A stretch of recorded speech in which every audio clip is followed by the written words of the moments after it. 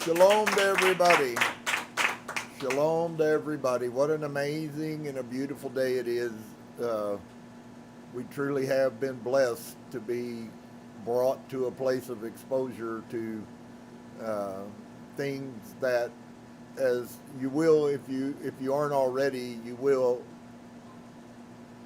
begin to recognize that there's really been a quite concerted effort trying to hide the reality from us. And so if you're in a place and you're not quite sure how we were going in one direction a few months ago and now we're going 180 degrees in a direction the opposite way, don't be surprised. We go through that daily. So it really can be quite confusing. And so if you're out there and if you've been with me for any time and for whatever reason you're going, wow, this is, so foreign, so drastic, so then it's okay. That's a natural reaction. And in fact, I think it probably has its benefits, that it makes us, as I shared with you on Wednesday night, right out of Yeshua's mouth, when we begin to learn the truth, it's going to cause confoundment. It's going to cause us to be a little bit confused. So for any of you who feel that way, then guess what? You're just prophetically fulfilling exactly what I read to you on Wednesday night that he said over 2,000 years ago. So there have been many people across the last 2,200, 2,500 years that have found themselves in the same state. So I think you're probably in really good company. So we're here today to grow and to learn and to release and to take on some new things. And I want to be clear, this is a journey, not a destination. Most of the people that have been with me have more questions than they have answers, and while I'm throwing answers as fast as I can bring them, some of those answers sometimes take time and understanding to be able to put 1 and 1 and 2 and 2 and 3 and 3, so that we once again make our little groups of the things that we call our beliefs. It's becoming quite clear to me, though, that the fullness of the esoteric, if you want to, mystical name, I haven't quite, exactly decided how I'm comfortable calling that. I know the society calls it New Age movement, but then I find out that it's one of the oldest movements that's ever existed. In fact, the things that we're learning now are very much akin to the things that I shared with you guys about the very first written text of the Mesopotamians. In fact, everything that's written in the Bible is just a rewrite with new names put on it. And as we go along, if you'll be diligent and be a good student, you'll see that's exactly the truth. That's why he told me I felt like to go furthest that I could find, and the furthest that we can find is the Sanskrit of the Mesopotamians, and everything in recorded history comes out of that. So we're going to pick up today the first session here that I want to do with you guys. We're going to take some time. We're going to set a little bit of frequency into the air, 741 hertz, and we're going to clear our minds and clear our thought processes and prepare ourselves to be open and to listen. And I don't know how many of you, I hope many of you have begun even the most simplistic version of meditation. Meditation is something, in fact, my personal opinion is becoming that when the Apostle Paul says that we should be praying always, I really believe what his version and what Yeshua's version of praying is meditation. And so we're going to take a few minutes here together and the focus I feel like, which is always the focus, inevitably in all of my meditations, I come to this place. For me, it's usually at the end, because I want to finish whatever session I'm doing with thankfulness, being thankful, gratitude. And I'll tell you, for him, gratitude is always an appropriate reaction. Being thankful for all that we've been given, thankful that he loves us. And it's so amazing that we spent all of our lives scared to death because Yahweh was going to kill us if we didn't obey everything he said, only to find out that we really, by all of the journeys that we've been, they've all caused us to totally not know how much we really are loved, how much the Creator does love us. And so I hope that some of those things will begin to be revelation to you, and I hope that they will begin to awaken you, and that you will then be able to maybe embrace the divine in a little different. You know, some people are trying to make sense of what I'm saying because I'm using just as much Bible as not, trying to make sense of this with the knowledge they have of Christianity. And I think you have to, spatially inside of yourself, you have to get rid of Christianity and re-invite yourself to experience this ascended master named Yeshua. He wasn't the only ascended master, though, friends. There were many, and have been many, and will be even more. In fact, all of us should have a desire inside of us to become an illuminated one. What if I told you that this little Hebrew prayer that I've been showing you, that was attributed to Yod-Heh-Vav-Heh and Aaron, what if I told you that this was an ancient text and it did not initially say Yod-Heh-Vav-Heh? The principles are the same. These are the principles we are to live by. The Creator, the divine, desires to give us gifts in measure that we can't even fathom. And so if you're feeling beat down, if you're feeling unsure, we're on a road to healing. And the wonderful beauty of all of this is that we can access, and we can not only have healing for ourselves, we can also be the vehicles to help heal others. And so I hope that that's your heart. I hope that it's not just about you. If it is, you have some things you need to deal with egotistically. It's not just supposed to be about you. The journey for us on this earth is, as many know, is that we're to find what our purposes were on this earth, and we're to fulfill those things.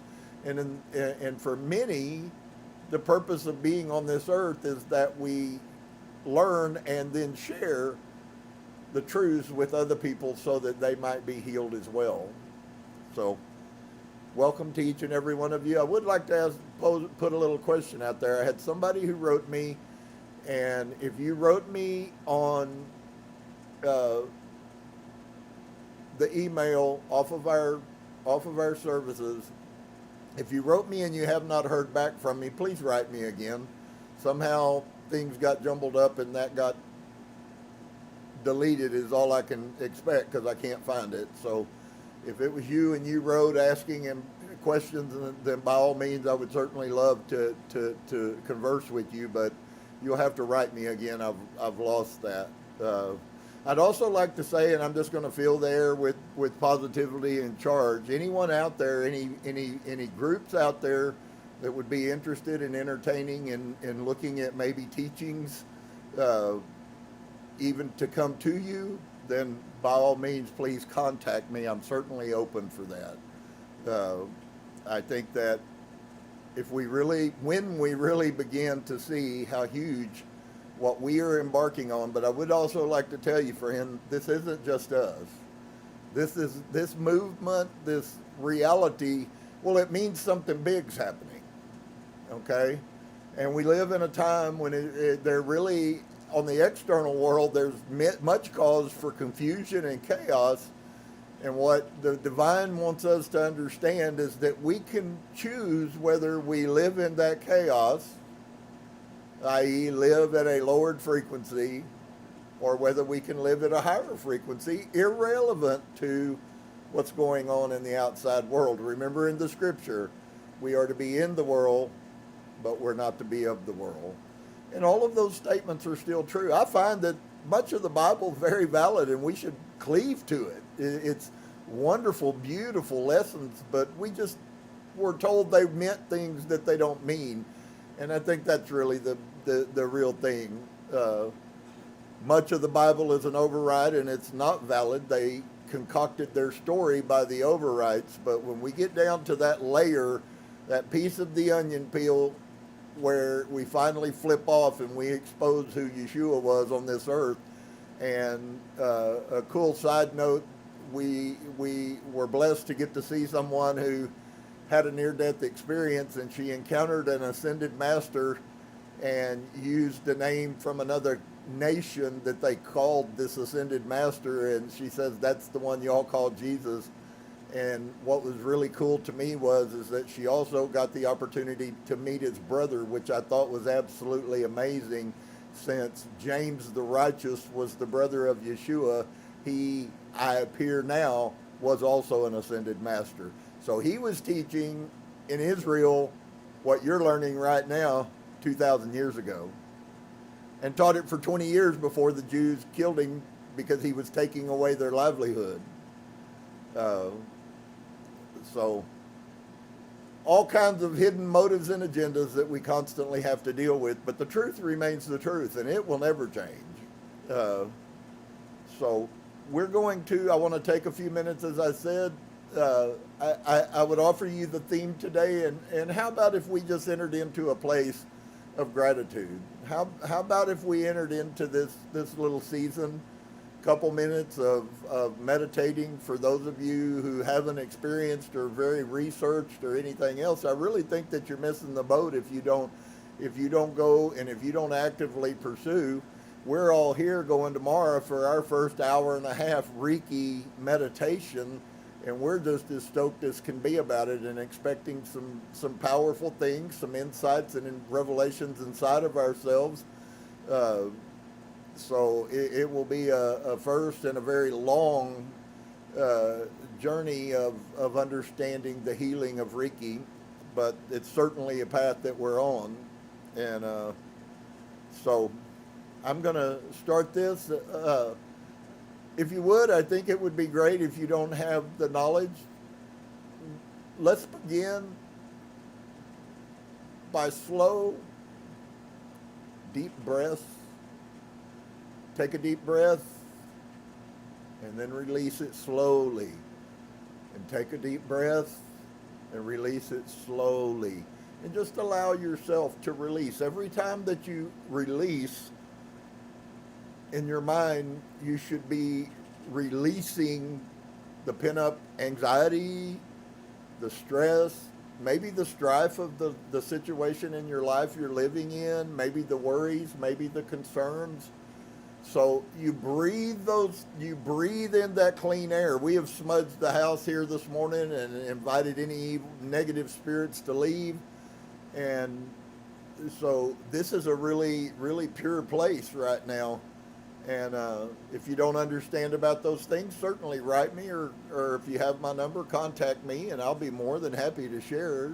This isn't this little light of mine. This is this little light of his, and we're going to let it shine by sharing it with anybody who will let us. And so, and then we're going to jump into the first little session here. If I don't talk all the way through it, we're going to jump in, and we're going to look at the first chapter of a book that we've been examining called The Naked Bible.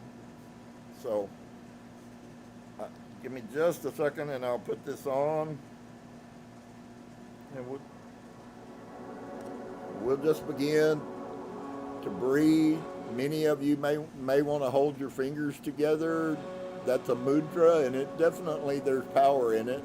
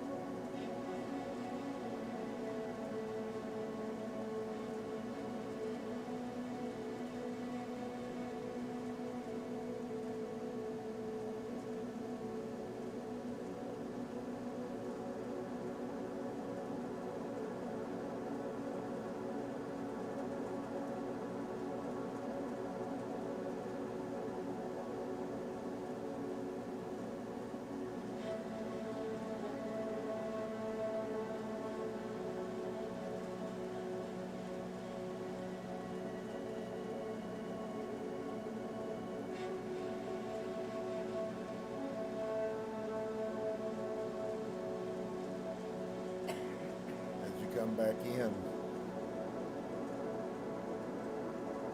Just continue to breathe. If you've experienced any wonderful things, like maybe you've had tinglings go all over your body, or, manifestations, please do me the honor of sharing that with me. There are other people that need to know. Some of you have told me that you've experienced winds blowing across you. How wonderful that you can experience the breath of the divine blowing across you to let you know, I'm here. That still small voice that speaks to us and guides us. How wonderful. Do you feel better? Do you feel peaceful? Because the purpose of this is that we feel peaceful, that we all live lives so full of anxiety, and they're so fast-paced, and I promise you it will become addictive if you continue. And then you will begin to see things, and you will begin to hear from spirits and things. Those are not to be feared. In fact, they're to be embraced. So, all right. Well, I believe we can move forward.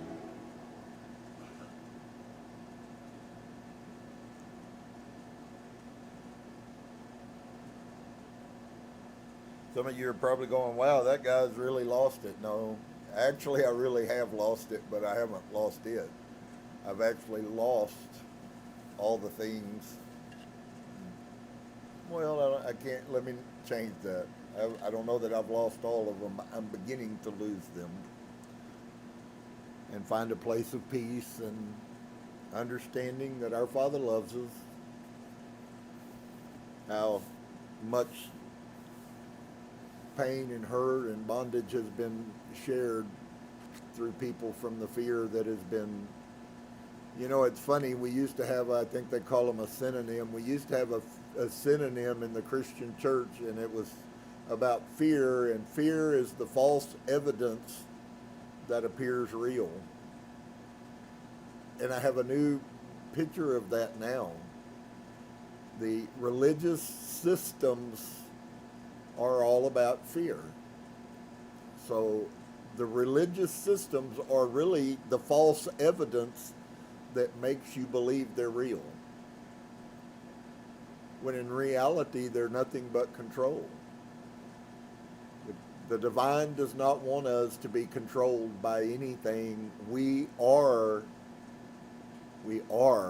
divine inside of ourselves. There's a reason why Yahusha said the things he did. The kingdom of God is inside of you. We just need to learn how to open and let that light out, that we might help those who don't know the light.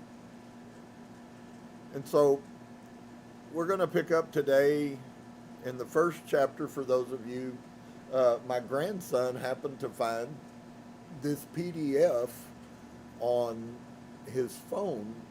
So if you desire to go look at that, I think Marianne may have already put a link for it, as she often does with everything that we use, where we can get it.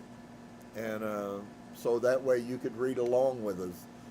I've shared with you, many have told me that they have gotten the book, and I think maybe there were some false expectations, because in Christianity we went through so many different versions of book. We started in the King James, and then we went to the Aramaic, and then we went to the Scriptures, and then we went to the Sefer, and every one of those was wonderful and brought new little facets of insight, but unfortunately they were all part of the same concoction.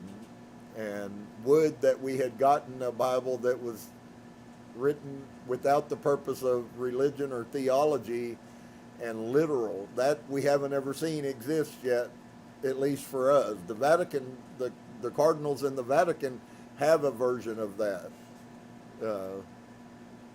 It's a word-for-word literal translation of what the Scriptures means, and the guy who did most of that work is who wrote this book that we're going to read. So as I can and where I can, I will always try to bring the scholar series, if you use it like that, because those series are typically a little more pure than some religion version. And we find all kinds of false interpretations. A lot of our understanding, a lot of people's understandings about the book of Revelation are because that's what they were taught they mean. Sadly for them to find out that the book of Revelation was nothing but about the time they lived in, and you can quit worrying about your 666. But we're going to pick up in the Naked Bible, as I said, for those of you who are with me and desire to see this. And chapter 1, it'll be pretty profound. It's just the beginning of the surface. There's so much more depth that we need to go on, and I hope that you'll join us and we will go to that depth, and we will begin to see people rise up and people begin to be enlightened and come out of the pain and the hurt that maybe their religious life did to them, or just society as a whole. We were created to be great, and if you're here today and you believe that you're not worthy, that you need a Savior, I totally understand that. But just because that's what we were taught in Christianity does not mean that's the truth. Our Father created us as humans, and we are humans. And so I hope that you will be able to find that peace inside of yourself. So let's go. In the name of Michael, the commander-in-chief. This is quite shocking. And so Morrow begins by saying, and what if we're wrong? Okay? And what if we're wrong? And he says a good question. Wrong about what? About everything. What if everything you've been told was just a lie? We wrote a song years ago. Me and Dave were talking about this last night. We wrote that song, and I was an ordained Pentecostal minister in a church in Austin, Texas, and we were singing in this Pentecostal church, what if everything you've been told is just a lie? And we've gone through many seasons from there to here. In every season, that song has been applicable. So it's funny that we would have somebody that interpreted the true Hebrew scriptures for the Vatican hierarchy, and he says the same statement. Maybe we're a little more advanced than you realize. And so, about everything, who we are, where we come from. Oh well, what of it? We'll just turn our beliefs upside down, throw them away. We'll change our minds about almost everything. We'll overturn our view of the world and of humanity and of the human adventure on earth. Madness, right? Certainly not. It happens. It has happened before, and it will happen again. And I know many of us, because of where we are in our tithes, we really have believed the Bible. So if you were one of those that was with me that really believed the Bible, that's not a flaw on you. You didn't perpetrate the lie, neither did you continue the lie. You were simply birthed into it. It was what you knew, and you believed it.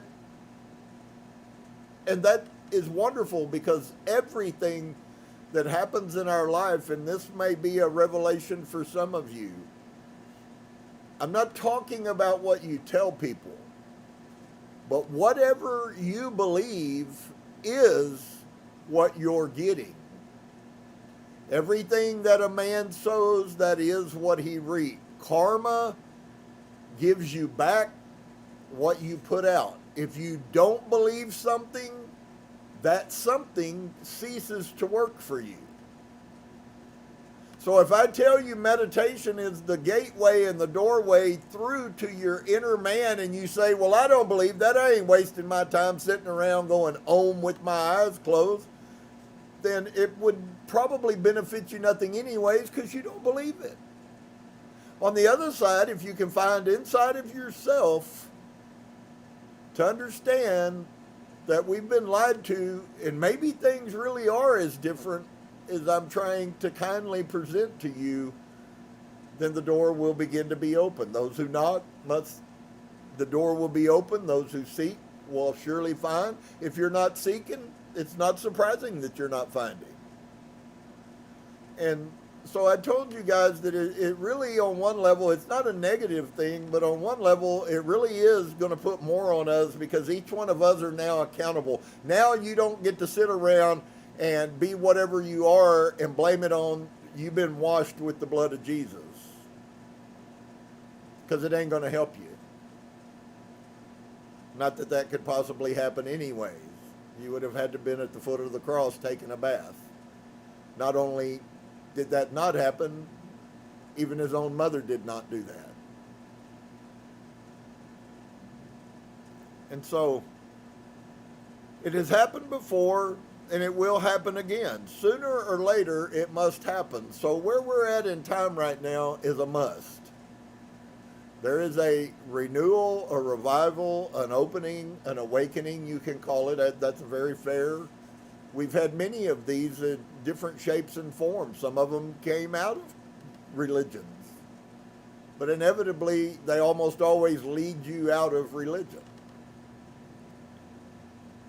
And it has happened before, and it will happen again. Sooner or later, it must happen, because what always wins, it seems, is human nature, our irreducible curiosity.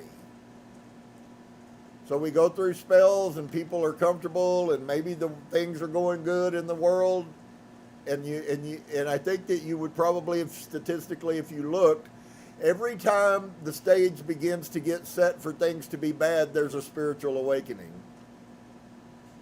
There was a spiritual awakening that went on in Edgar Casey's time. Much spirituality. There was an age they called the Age of Reason that happened in America and around the world. And each one of these have been a small progression of where we're at. This is going to be greater than any progression that has happened before. And should he will that there is yet again another progression, then it will be even greater than this one. And so, because of human nature, it has to happen. Too many humans have too much of a heart to know that something's missing, and they want to know what it is. And if that's you, and you're uncomfortable because of that, because it doesn't go with the norm, then that's wonderful. That puts you right in the perfect place. And so it always happens. It's just a matter of time. One day, someone just comes along and tells you that it's not true, that the sun revolves around the earth, and that exactly the opposite is true. And we can imagine the faces of the bystanders. At which point, the discoverer shows them a telescope and invites them to have a look for themselves. The first reaction is always the same: disbelief. And so maybe some of you are here going, I know I've had a couple people reach out to me and make sure that they informed me of the better way, that my teaching on the Torah only was the right path, and now I've gone astray. I do appreciate those sentiments. Wholeheartedly, I appreciate those. But I would differ with you in perspective. I know what those teachings are. And I'm a pretty intuitive person, and I know what is truth when truth is put in front of me.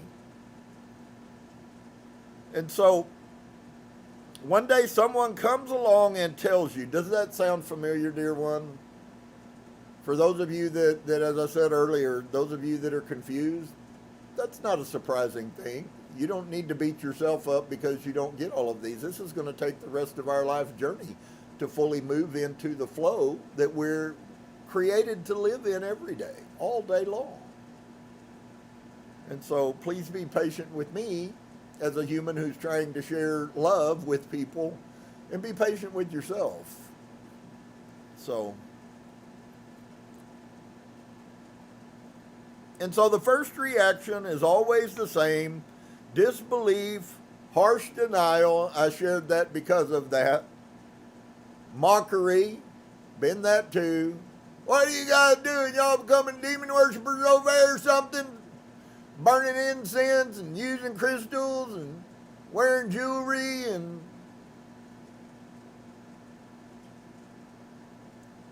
Come on.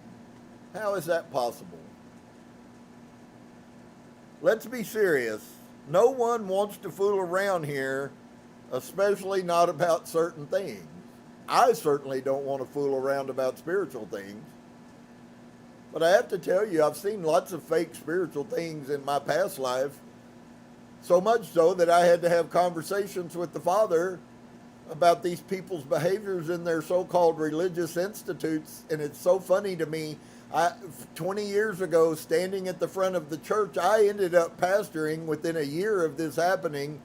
And I posed the question to the divine: Father, is this really how you want me to behave? While one was dancing in one direction and the other was clucking like a chicken, and I'm just like, man, is this the highest spiritual calling that there is, that I can roll on the ground and speak in tongues, or is there really something else? And he simply said to me, I want you to be real. Well, that was actually quite exposing, because what he said by that statement was that wasn't real. And when I took over the church, that nonsense stopped almost immediately. Now, if you're so moved by the Spirit that you need to dance, then by all means get up and dance. I have no problems with that, but keep it real. If he gives you a message in tongues, then by all means share that. If it's from him, you will either have the interpretation or somebody in that room will. How do I know? Because I've been there. Most of the times I would receive the message before the person would speak in tongues, and when I did not receive a message, and neither did anybody else, I knew that person was putting on a show for the people in the congregation. And I went through this both sun worship days and then Saturdays when we left sun worship day. So I do have an extensive amount of experience in both the real and the fake. And so,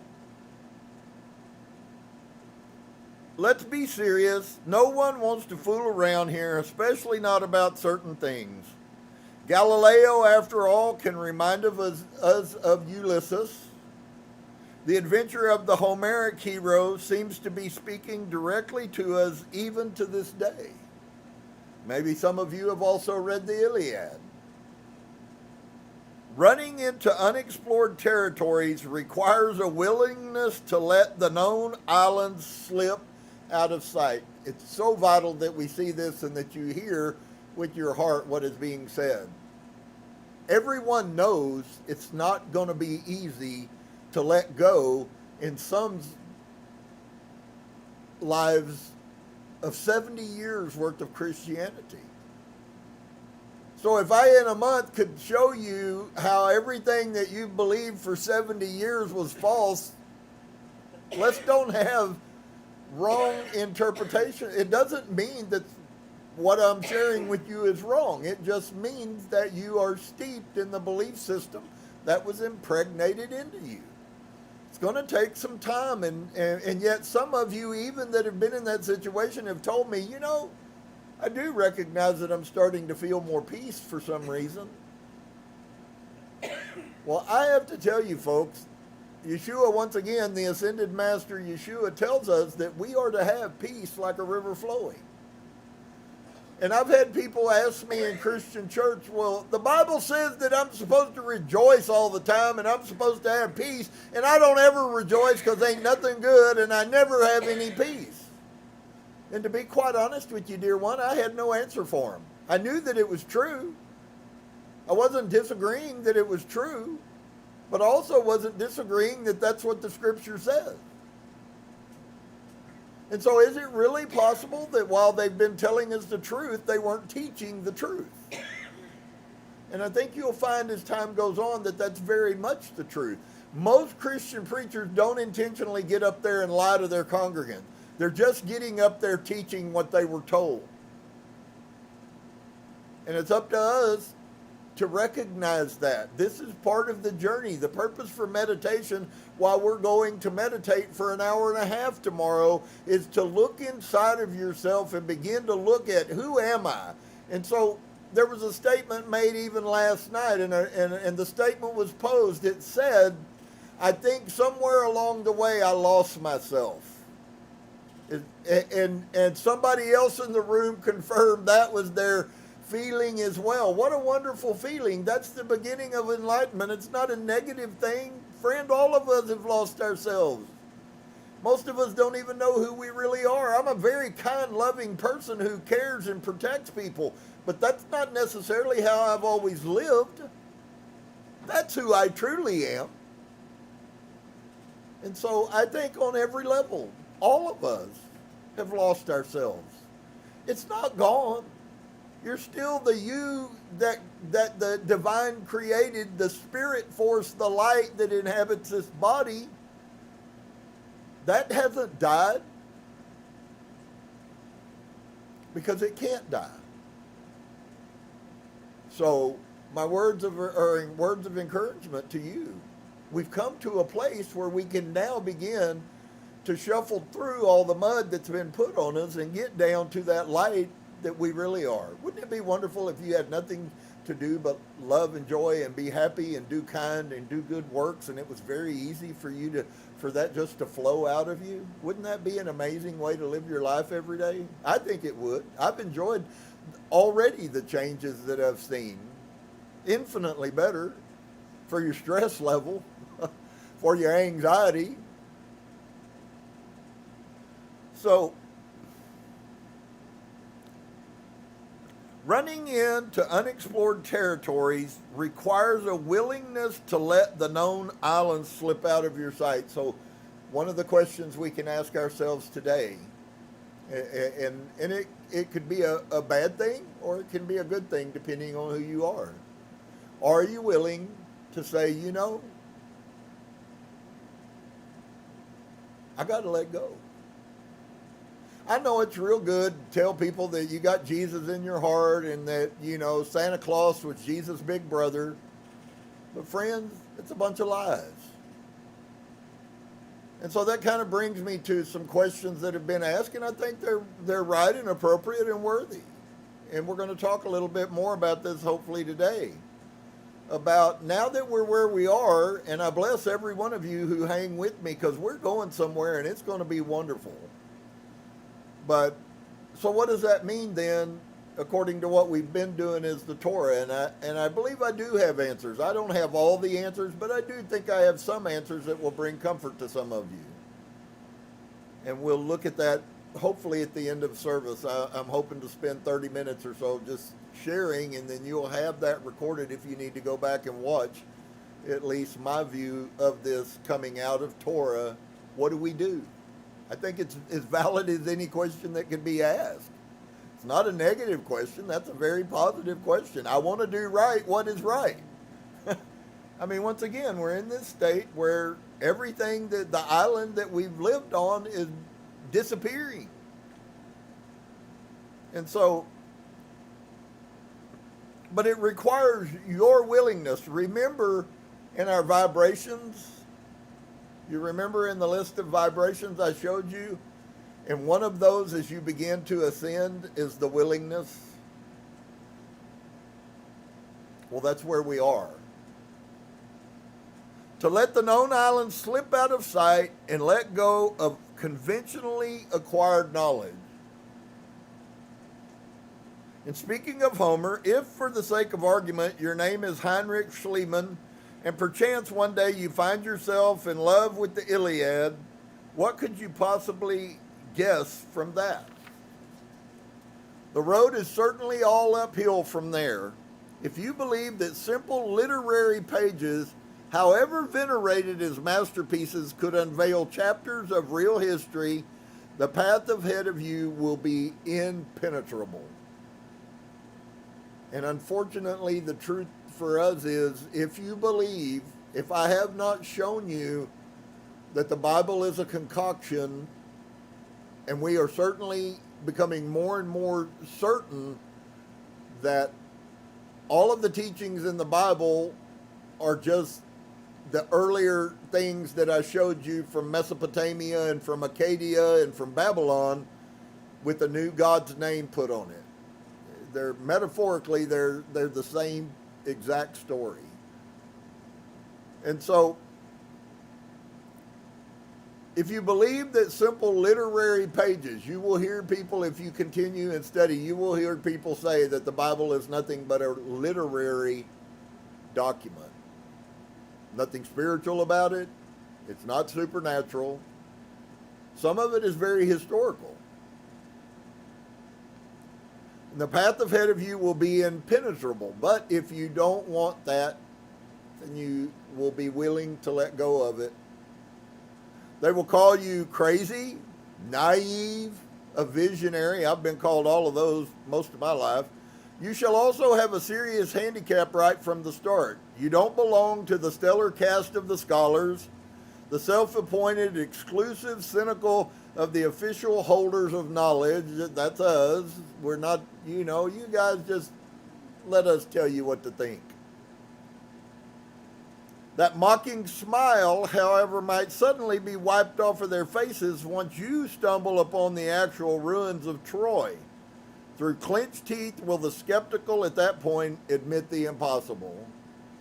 And so this comes along with all of those people that you will encounter in your life. We're going and you do this, and it slips out to your family that, grandma goes and sits in the bedroom and quiet during the day when she gets a little stressed. And all of a sudden she comes out and there's a radiant glow on her, and all of a sudden she starts speaking psychic things that from the other spirit realm. If you don't think that's not going to make an upheaval, please don't let yourself be that naive. But don't let that stop you either. And so the mocking smile, however, might suddenly be wiped off of their face. Through clenched teeth will the skeptical at that point admit the impossible? Will they concur or agree with you that the ancient text told the exact truth, that it contained precise and geographically detailed information, astonishing to be sure, or perhaps just obvious, at least according to your judgment, your logic? Why on earth, you wondered, should the ancients have resorted to complicated trickery? Why take refuge in obscure symbolism, accessibly only to the very few, to hide and veil God only knows what mysteries? At the time, those able to read and write were but a tiny minority. What would have been the point of playing hide and seek with words? It was only the educated who knew how to read in the first place. So you could have just said it openly. If you've ever watched Gunsmoke, just read some of Festus's hieroglyphics. Festus knew how to write. He did it the same way the Paleo Hebrews did, with pictures of things.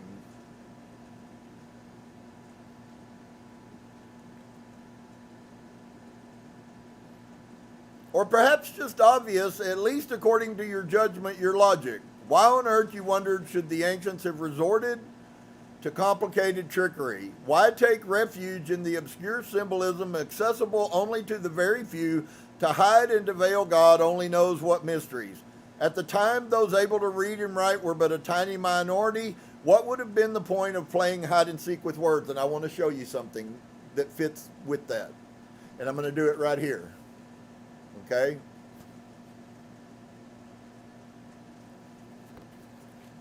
We were told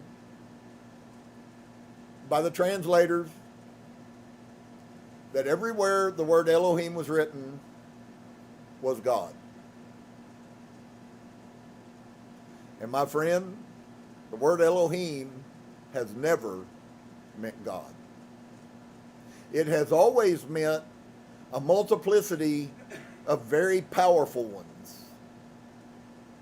So they hid it right in front of you. But alas, if we were willing to learn Hebrew, then there's no person on the face of the earth who could hide the hidden message that was actually written in the scriptures, because when we read through Genesis and Elohim created us in their image, we would have immediately known. Instead, what you had was an English Bible written for a king who was gay, when it was death warrant to be such.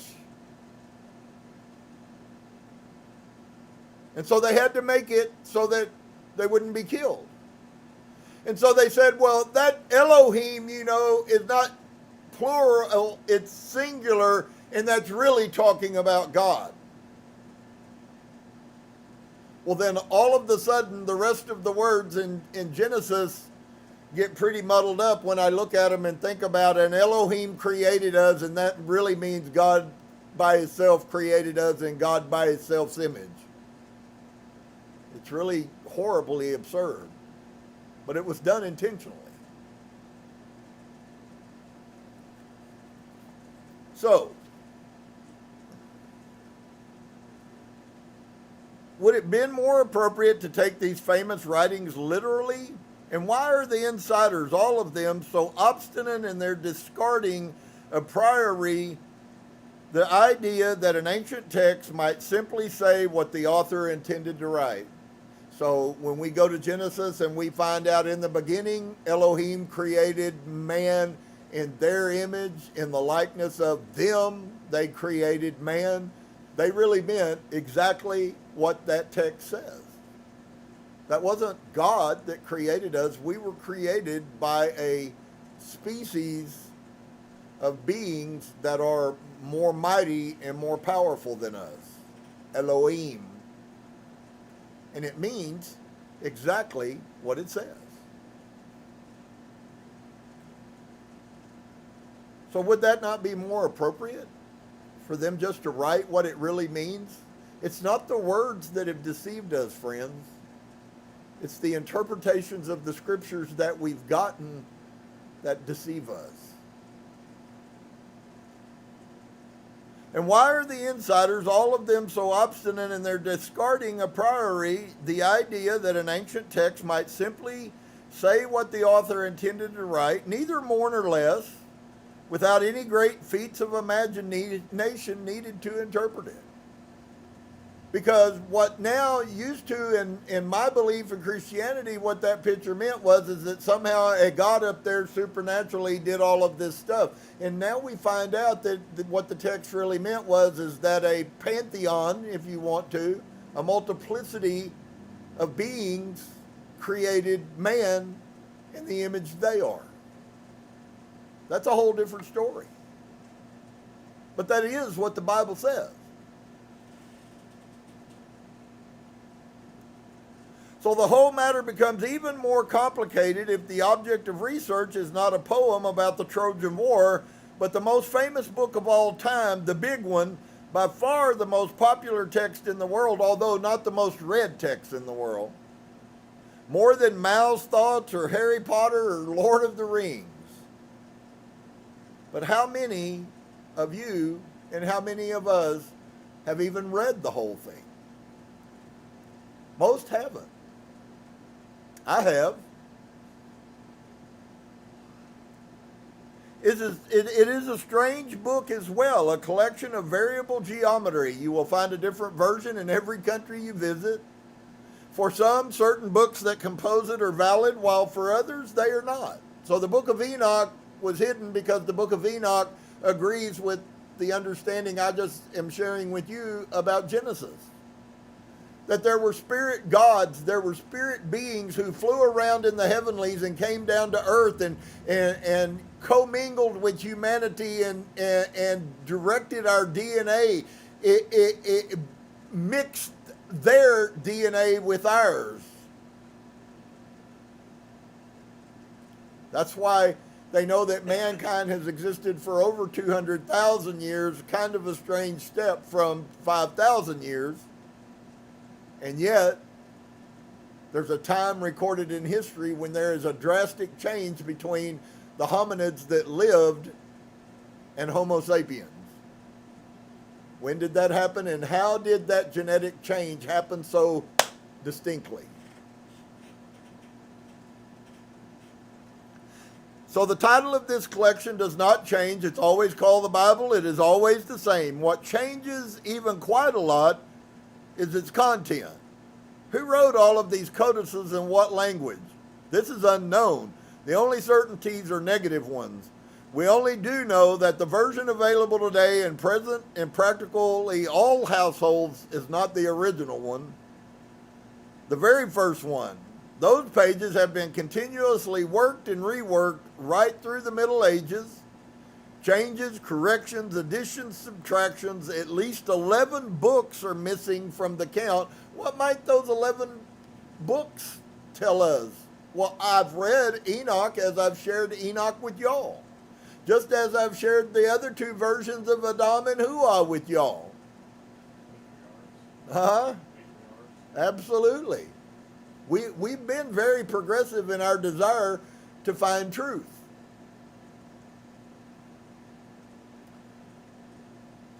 But the real record of that volume is likely to be a different one altogether. It is by no means the most commonly read book, but it is one most talked about and commented on.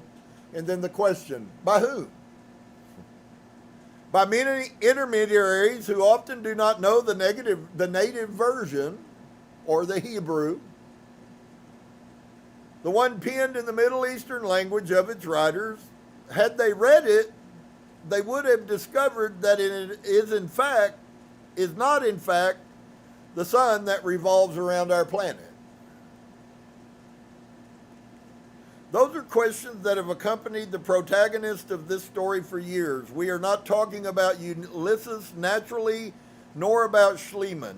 He's an Italian who was just turned 70 and carried his age very well. His discoveries, however, are something he simply stumbled upon.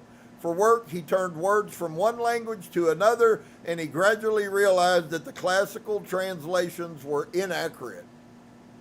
Winged angels and omniscient and omnipotent deities, traces of metaphysical thought, which is what I've been exposing to you guys. Soul, spirit, immortality, not at all. All absent words, non-existent concepts, and an imaginative interpretations. If you notice, I have very little that I share with you guys about metaphysical things that are out of the Old Testament. Now, to say that there is no metaphysical manifestations in the New Testament would be as bad as saying that everything in the Old Testament is. One would be as great a lie as the other, which is why I keep exposing, but it's about who Yeshua is, not about the writers of the New Testament. The scholar pointed out these errors and listed them.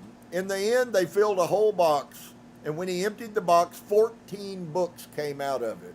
So for those of you that have begun this journey, continue, don't stop reading. You're going to be blown away, and you will be so much more capable of dealing with all of the truths that are coming as you go along. You'll begin to be able to see how they really have been orchestrating something that's really not at all true, which is how we had two gods that were mythological turned into one God that supposedly is spiritual. And it all happened in the space of just 10 years. He has become a publishing sensation, a veritable phenomenon, hundreds of thousands of copies sold in Italy alone, and then in just a few months, his brand new YouTube channel reached millions of views. If you want to find more about the individual Hebrew words that were corrupted, that totally changed and flipped the Bible on its head, please, by all means, access Mauro Biglini and Paul Wallace, the Fifth Kind, both of which have their own separate websites as well as the teachings they do together. Both are very accomplished scholars, infinitely more so than I am. So a strange fate for a shy, reserved, somber man and a lover of the silences of his mountains, a man from the Piedmont in love with the Alps, passionate about nature, flowers, mushrooms, birds, insects, suffering from a strange disease. Mauro Biglino has Tourette syndrome. He quirks and jerks. An insatiable thirst for learning and research. He was already in love with the ancient languages of Greek and Latin while he was still in high school. Over the years, book after book, without end, subatomic physics, the mysteries of the universe, Indian mythologies, archaeological, geophysics, genetics, the conquest of astrophysics, and the illuminating achievements of anthropology. And I don't know about your resume, but if your resume doesn't say that, then you might be willing to give someone who's blessed with this intelligence a listen, especially as they want to share truth with you. Only one certainty, an unshakable faith in doubt. The Socratic awareness of those who know perfectly well that they will never know enough. He does not sell truth. He limits himself, so to speak, to suggesting hypothesis. And one above all, what if it were all true, all that is recounted in that famous book? It's a rather fine mess. Because if it were so, if what can be read in the original language of that most famous book in the history, then the world would never be the same again. And that's what's happening now, and the world is not going to be the same again. I'm telling you right now, there is more change going on 100 different levels. Because if it were so, if what can be read in the original language, see, the problem is Jeff Benner, who he quotes on occasion, so they're not in conflict with each other, two Hebrew scholars. But my friend, the reason that the Creator years ago started us on that Hebrew journey was because inevitably it's going to be a place and source in what we have learned over the last 15 years about the Hebraic mindset and concepts all fit in to our ability to be able to understand this. So if you are really spiritual and have understanding, you would go, as I often do, thank you, Father, for taking me on that rabbit hole of the Torah 15 years ago. Because it's what brought me here, and if I did not have that, I would not be able to conceive this stuff. I would have wrote that guy off in 2 minutes and changed the channel, and that would have been the end of it.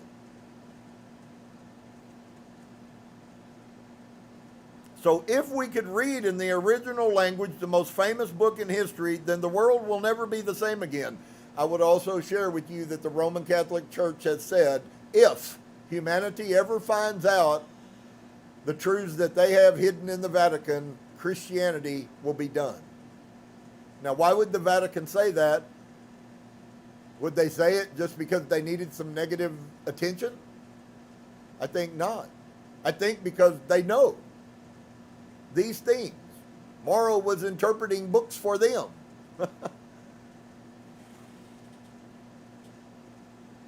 It would be missing one essential element, and the most important one is God. And there is no God in the Bible. There are gods, mythological gods, morphed with names put together, which I showed you historically where El came from. He's a Canaanite god, the father of Yahweh, but now we have Yahweh being El. How did that happen? Oh, I know. They were a trinity.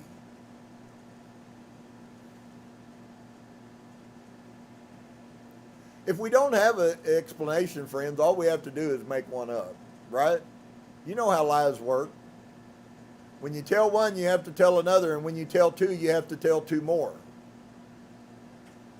And so when you tell people that this son that came from a woman who was a virgin, which is the seventh one in the line of historical truth, that there's been 7 immaculate conceptions, 6 of which happened before supposedly Yahusha did. They just used that and rewrote it again, just like they used the Mesopotamian story and rewrote it again.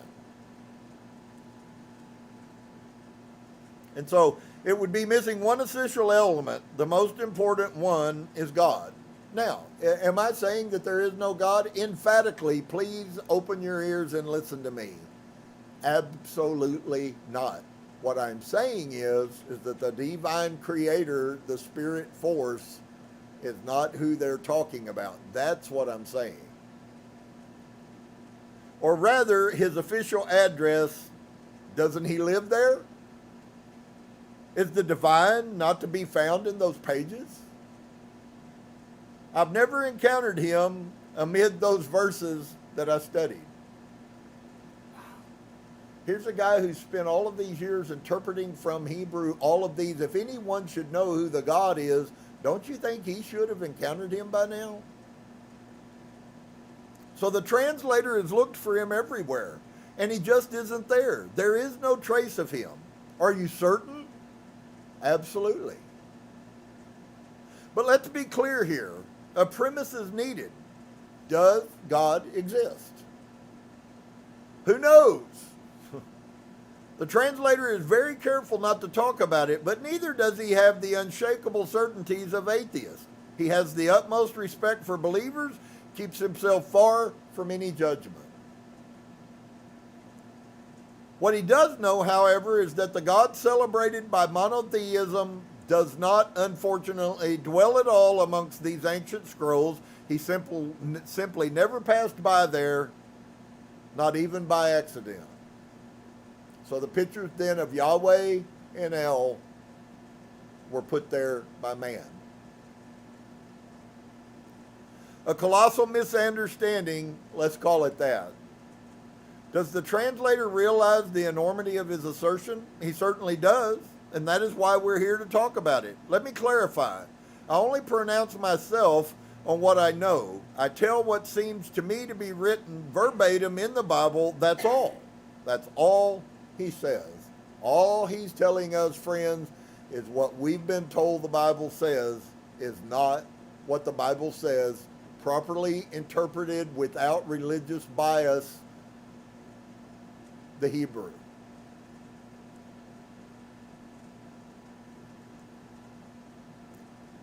If he didn't know that millions of people have revolutionized their way of thinking over the last few years, and they have done so thanks to him, Mauro Biglino. From his window in the Susa Valley, not far from Turin, you can see the shining peaks that separate Italy from France, a border region of historical significance. Didn't Hannibal descend from those very mountain passes with the legendary elephants? And yes, we're not talking about Hannibal Lecter. We're talking about the true Hannibal that came across the mountains riding on elephants. And what we know for certain is that 1,000 years later, Charlemagne passed through there to defeat the Lombards. The Battle of the Chius echoes in Adelchi. Among the verses of Manzoni, it was the year 773, the Franks bypassed the Lombard defenses by descending from the woods surrounding the Pericano and the rock spur where Sacre de San Michel stands. A millenary gargantuan abbey, a masterpiece of Romanesque Gothic architecture. Not only that, it is also the central element of the so-called St. Michael's line, and this is where you're going to begin to see some things, folks. Formed by 7 large shrines dedicated to the Archangel Michael. Now, I will say that there is a lot of people that place infinitely more value on the Archangel Michael, who is a protective guardian angel, by the way, than they do even on Yeshua. Stretching over the 4,000 kilometers that separate Mount Carmel in Israel from the islet of Skellig Michael off the coast of Ireland. Skellig Michael even made it into the Hollywood saga of Star Wars. The director Jeffrey Jacob Abrams chose it as the setting for the final scene of the film, The Force, the Divine Awakens. Can I tell you, it's a prophetic movie of what's going on right now. The Force, the divine nature inside of us, is beginning to fight its way out of. I know it's kind of cliche, but we watch these movies where there's aliens, and you remember how the alien babies, they always birth them in a cave, and the alien babies are in the big sacks, and they're growing, and they're full of slimy water, and And all of a sudden the babies begin to fight their way out, and then when they fight their way out, it's like they're full of power. That's what's happening to us. And as we begin to fight our way out of the sacks of the lies, we're going to be filled with a power that we've never experienced. I know that because I've been told that, not by other people.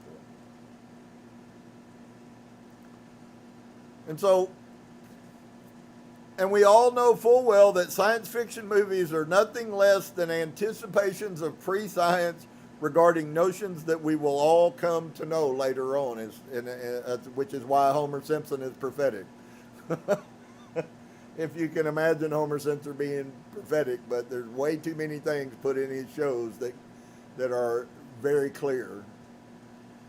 So these are the thoughts that accompany Mauro Biglino very often every time he leaves the car and puts his boots on to climb along the mule track that leads up to the very same Sacra of San Michel, a wild area populated by mountain goats. The strange thing he says is that Sacra has become very crowded over the years, and I have never seen as many visitors as I do now. Devout pilgrims, hikers, and families. One can reach it comfortably by car via the footpaths. Its 500 meters can be mastered even more daringly by the railway set along the face of the rocky cliff that dominates the Sacra. In the esplanade behind this 1,000-year-old abbey, managed with loving care by Rosminian fathers, one frequently encounters young free climbers with their colorful harnesses. They enjoy the view while having a sip of something, along with the many cycle hikers who will make the ascent with their mountain bikes. An audience of common people that would have been unimaginable before the year 1000, when this imposing cult center was built, suspended over the void to guard the valley below. Tradition tells us, now here's the part that we're trying to get to. Tradition tells us that it was the Archangel Michael himself who asked for this abbey to be built on the side of this mountain in the middle of the mountains nowhere.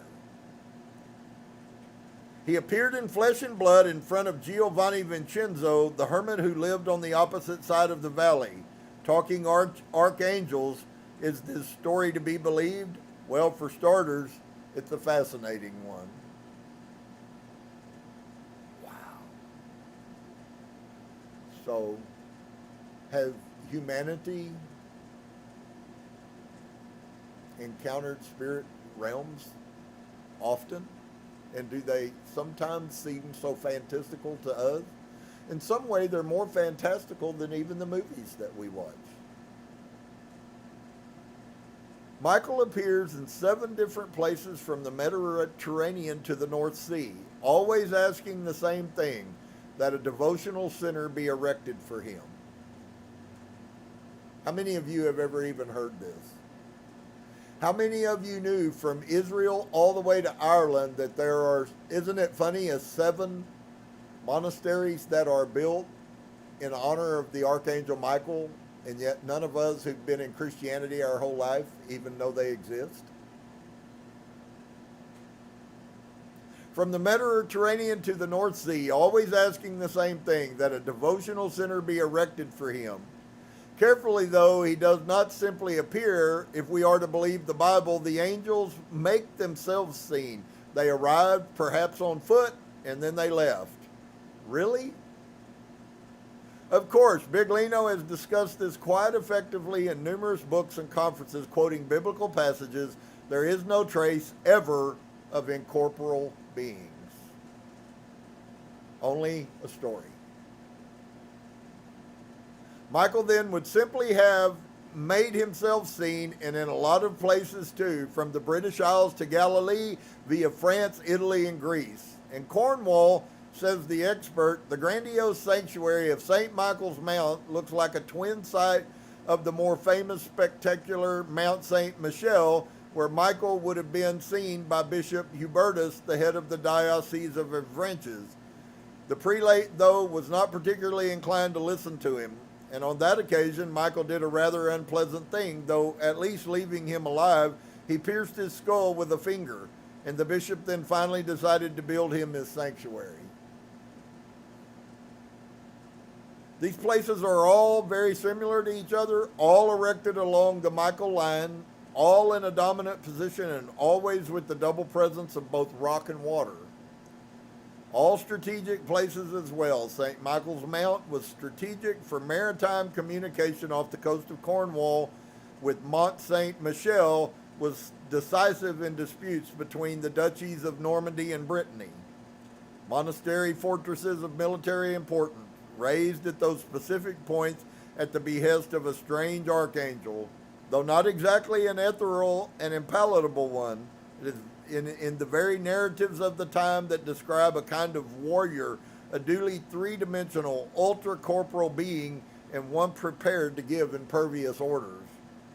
Nothing different, one might say, from the physiognomy of the powerful characters whom the Bible calls by the name of Elohim. Wow. Pretty crazy. And we didn't even make it through the first chapter. We're going to take a break. And I hope you guys will bear with me. It seems like sometimes I look at education and I have to ask myself this. If I could spend my time to research and go find out these truths that I try to share with you guys, I have to wonder if the information is available, why it is that none of our children know anything about history. I mean, they're now doing all kinds of things where they video college students at college campuses that don't even know who the president is.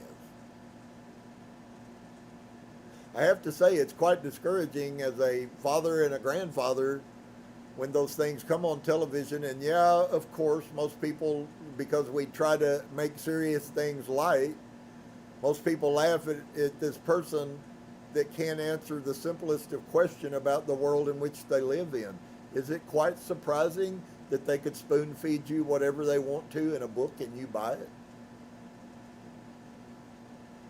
I thought it was quite strange that all of the people who were over me when I was in a organized Christian religion, that all of them had degrees and none of them understood the Bible at the level that I did. I used to marvel at that a guy with 2 PhDs would tell me how great my grasp of the scriptures were. How did that happen?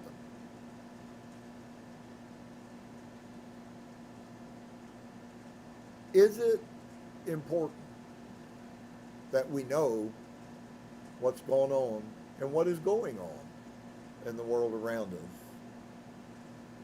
And for many people, because, and if you're one of these, so please, I'm not speaking negatively. None of us are stupid and we're not brain dead morons.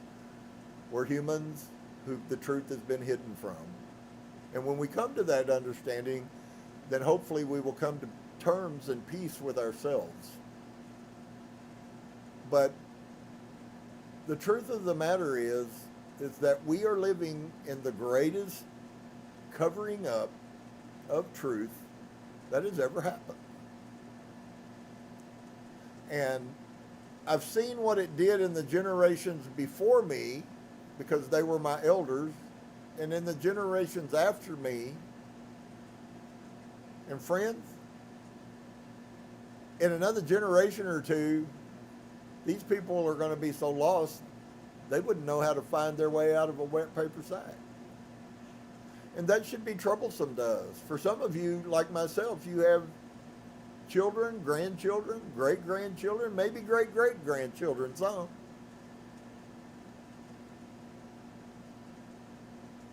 So does it mean anything the time you have on earth that you are capable and have a desire to share truth, even if the rest of the world is not, with those people that you love?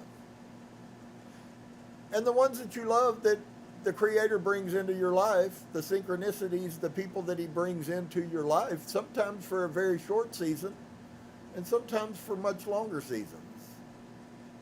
And some of them were supposed to be a long season, and they chose to opt out because they couldn't deal with the reality that the world they live in is not the truth. That's a sad picture, but it is the truth nonetheless.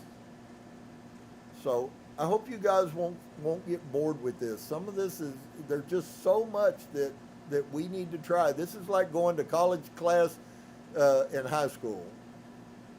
I'm trying to figure out how to feed you guys the things that will help you to learn so you can get to the things that we need to get to that are going to positively affect our lives. And that's mostly about the changing of ourselves. So I hope that you'll hold on. I hope that you will actually increase, not diminish, because my purpose is not to make you weak. My purpose is to empower you. I want all of us to be strong, and I want all of us to learn how to be full. So I hope that that's your journey, and I hope that that's your peace. If it is, I'd love to have anybody be with us. This is a non-exclusive. There are no betters than the others. All of us have psychic powers that have been stomped by our family and by society. All of us have the possibility of encountering our light and then sharing that light. The Creator puts us on journeys, so if you're on a journey and your journey has brought you here, then it's up to you to stop and look around and live in the presence and go, why did my Creator bring me here? What about here is there that's so special that He would bring me here and not over there? And so I hope you guys will hold on to that, because inevitably it means everything. So we're going to take about a 10-minute break, and we're going to come back and hopefully bless you with a few songs. We're rocking today, and then we'll come back and pick up. It's a little different than what I intended to do, but I still think it's worthwhile. I don't know that we will go through the whole book, so if you would like to, if I've sown any seed that have pricked your ears, then I would certainly recommend that you spend the $18 and buy it, or go get it on the PDF and read it for yourself. I would love to have conversations about all the wonderful miracles that you saw in here, because they are miraculous. They're not miracles, but they're miraculous. The revelation of truth is always miraculous. So we'll be back in about 10 minutes.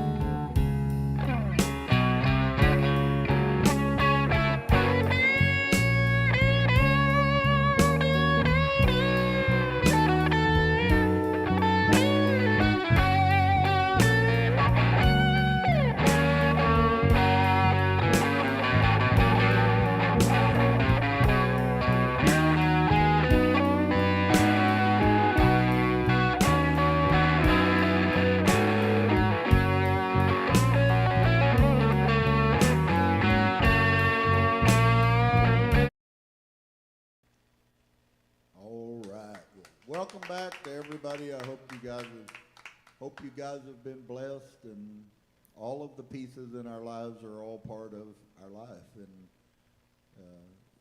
they're all necessary. Everything, it's so crazy as you begin to learn these things. You see how much has really been closed off from us because we've been told, well, that's not important. That shouldn't be a priority. This is what's important in life. And so we've lived our whole life being told what that is, only to grow up and become aged and realize that none of that was really what we needed. What we needed is to understand who we are in the relationship with the divine. And if we had that, then the rest of life would have taken care of itself. And of course they know that. So unfortunately, yet again, we find ourselves in somewhat of a sticky wicket, which we also now have found a way to get out of the sticky wicket.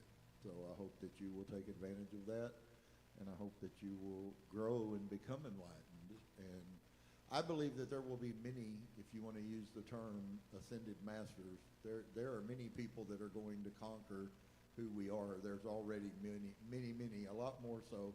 They're just not mainstream because they're not Christianity. But almost all of them that I've seen, I haven't seen any atheists in any of them. They all know that there is a divine creator, and none of them are struggling with whether there was a Yeshua or there wasn't a Yeshua. So it's quite strange when you find out, well, these people aren't the demon-worshiping witches that I was told that they were. So I think we should be very thankful that there obviously is something that the divine is calling us to, and will you hear the call? The other call that's going on is the call to turn aside from truth and to stay in the darkness. I call that, which is the name of this song, The Pit with No Bottom.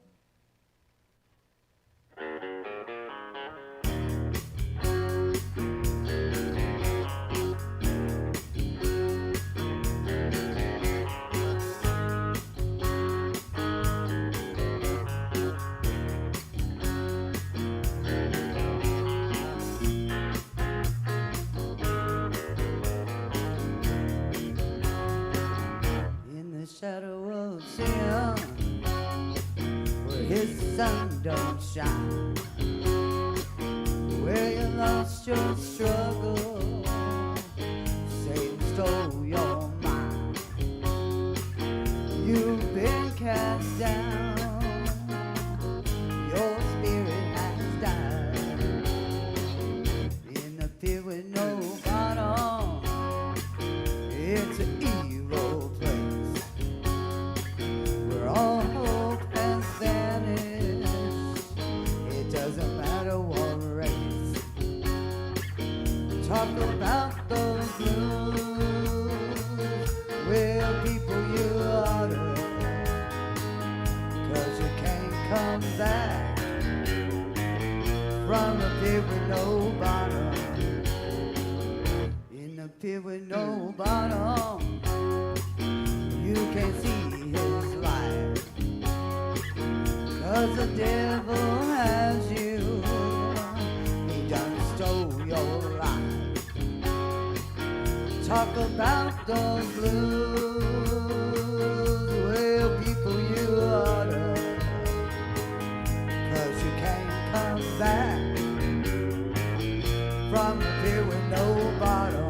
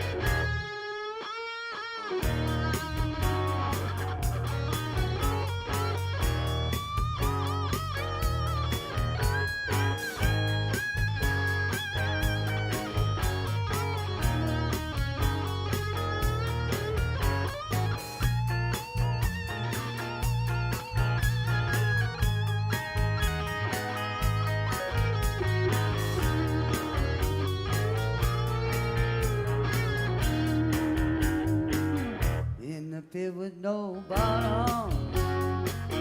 It's an evil place where all hope has vanished.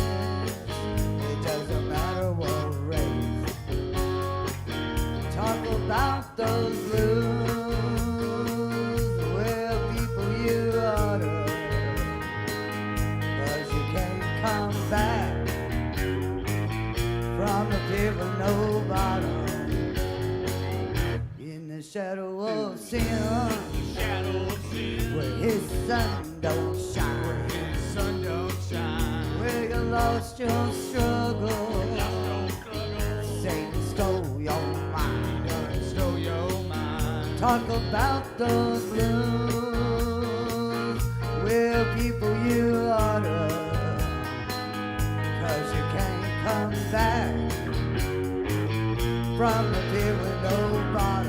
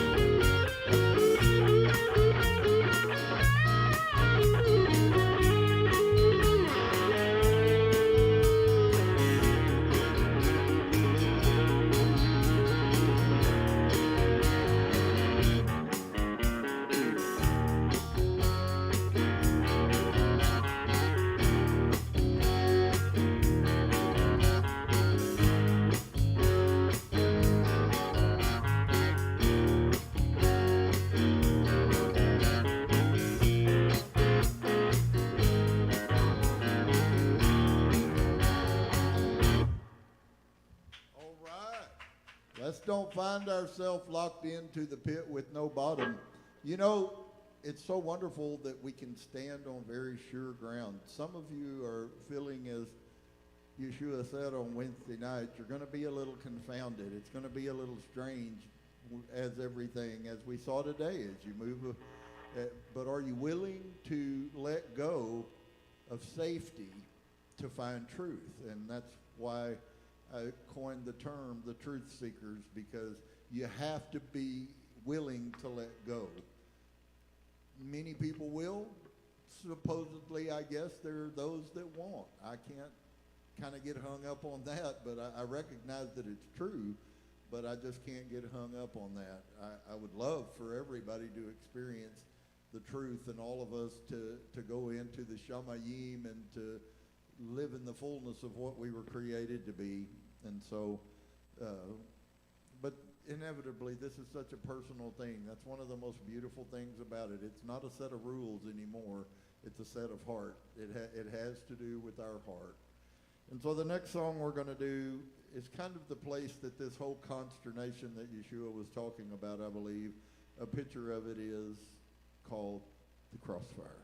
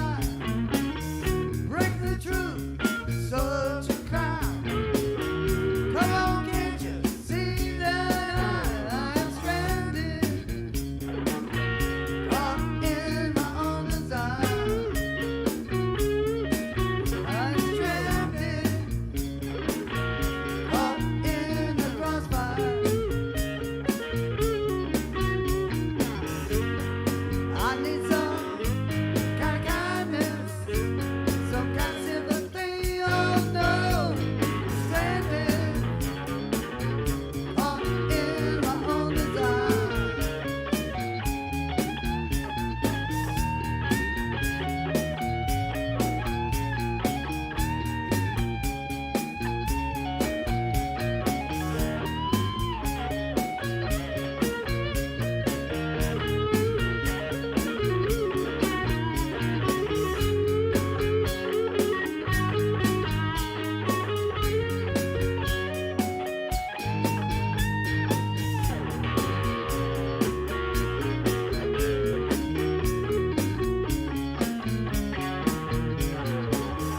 Save the strong, lose the weak, never turn it the other cheek.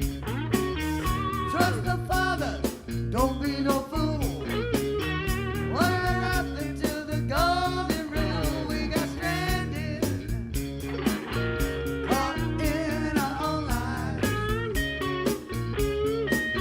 We got stranded, caught in Satan's lies. We got stranded, caught in the crossfire. Stranded, caught in the crossfire. Help!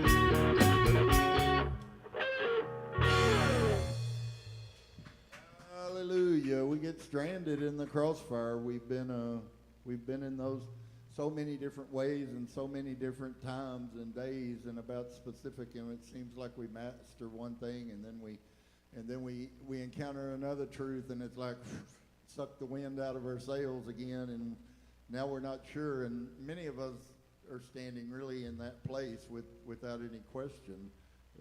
If we go this way, then we have this truth to deal with, and if we go this way, then now we are acknowledging that the possibility that that is true exists, and then you get all of the other powers. Like for many people, children are really powerful draws. I'm sure there's some of you that have heard some things and you've gone and talked to your children, and your children tell you, that guy don't know what he's talking about, and none of that stuff's real, and just keep following Jesus and everything will be okay.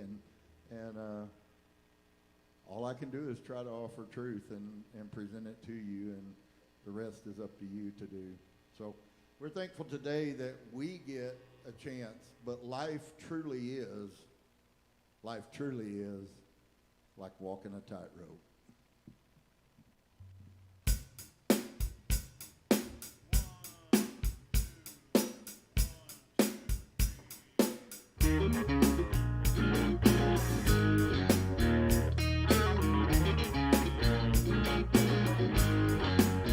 Caught up in a whirlwind, can't catch my breath.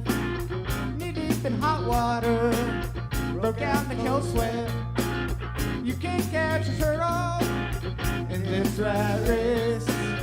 Feels like I'm losing time at a breakneck pace.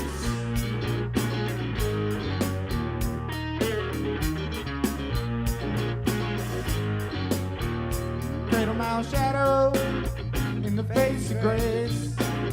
Heart full of darkness, spotlight in my face. There's love all around me, but I was looking for revenge. Think you probably never found me, would have been the end. Walking the tightrope, stepping on my friends. Walking the tightrope, was a shame and a sin. Walking the tightrope, between wrong and right. Walking the tightrope, both day and night.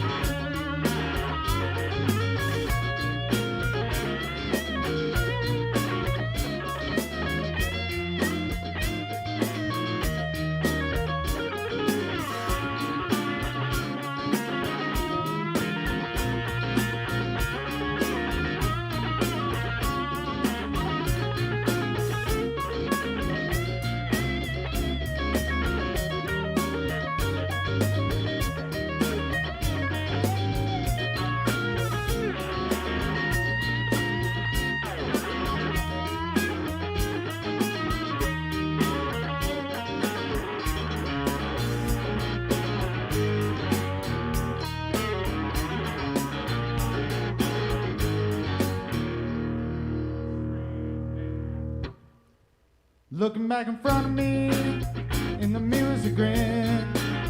Through eyes of love to see, merely looking at a friend.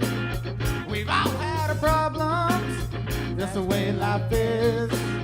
My heart goes out to others, trying to make amends. We've been walking the tightrope, trying to make you right.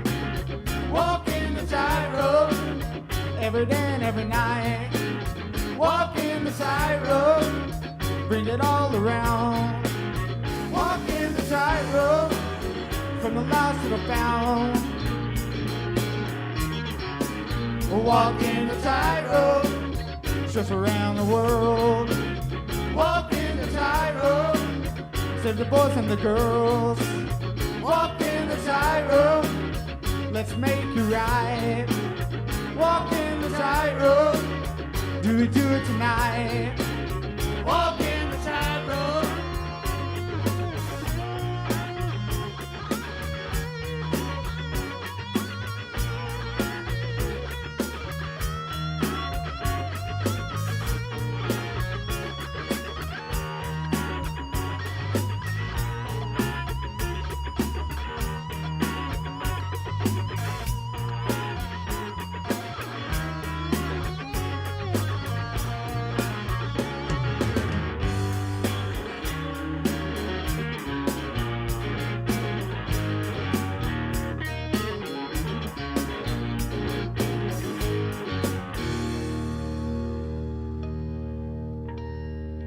Hallelujah. Indeed, indeed, indeed. Life is like walking a tightrope.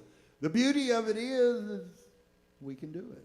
You can do it. You were created to do it. You were created for greatness. All of us were. It's not exempt to any one specific people. There are people chosen for different purposes, but we all were chosen for greatness. Come on, guys. Give yourself a hand today that you're worth the greatness that he spent to create you in the manner in which he did. How wonderful and amazing that is. And because I know that all of those things are true, then I also can understand, I hope that you do, and if you don't, then I hope that you will understand that the amazement of the love of our Creator is infinitely larger than any of us maybe really have an understanding. Maybe some have more so of an understanding than others by far. I know that's true because I've talked to enough people who aren't even really sure that they like themselves. And the mass majorities, if we were really honest, the mass majority of people really don't like themselves. And that's something that we have to overcome, but that's also something that was given to us because also our forefathers did not like themselves. And so the truth, we've learned that the truth sets us free. The truth that he's exposing to the world right now is that he does love us and that we do deserve his loving kindness and the supernatural, all of it. It's just absolutely overwhelming. And so because of all of those things, then that's the name of our next song. And I ain't gonna give up on love.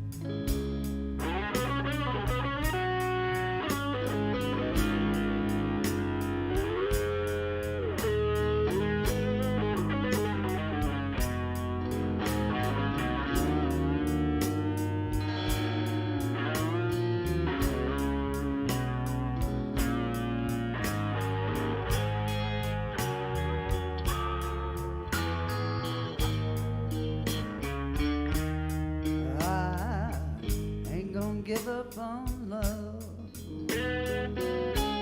Father won't give up on me.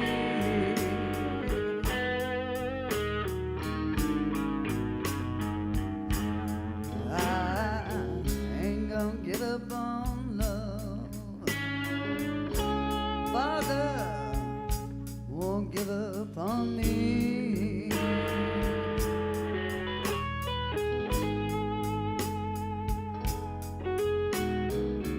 Every tear that I cried was 'cause of my sin inside. No, I ain't gonna give up on the Father. Every beat of my heart pounds for the Father with all my praise.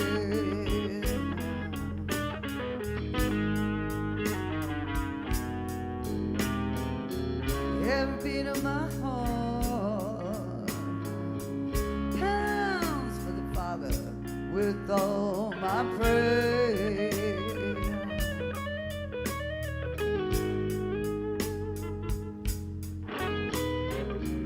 All my sin and dirty deeds only brought me to my knees. So I called on the Father up above. Looky here. You know the truth told us oh so long ago. What about the fighting? Sheep and line. What about the price that will surely be paid? The Father sent His word. His words will never change. I ain't gonna give up on the Father.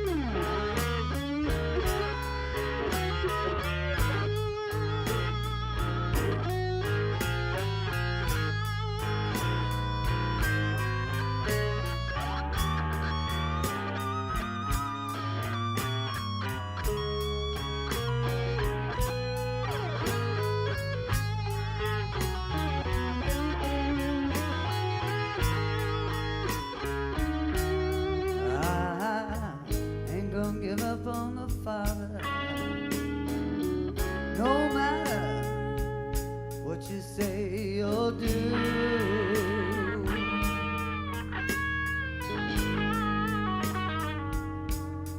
I ain't gonna give up on the Father, no matter what you do or say.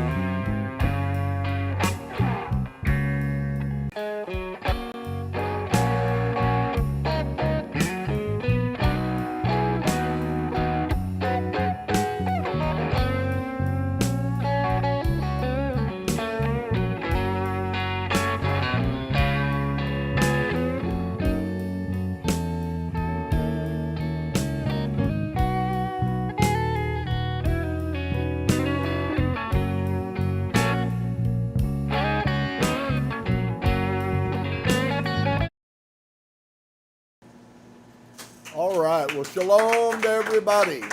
Shalom to everybody. All right. So we're looking at some of these things, and I hope you haven't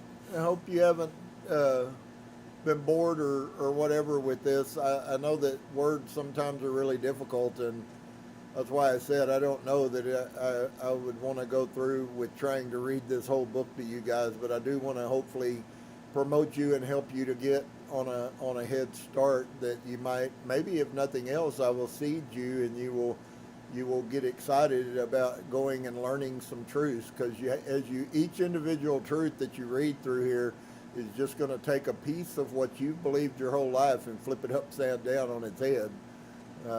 We watched some stuff today that is just absolutely mind-boggling.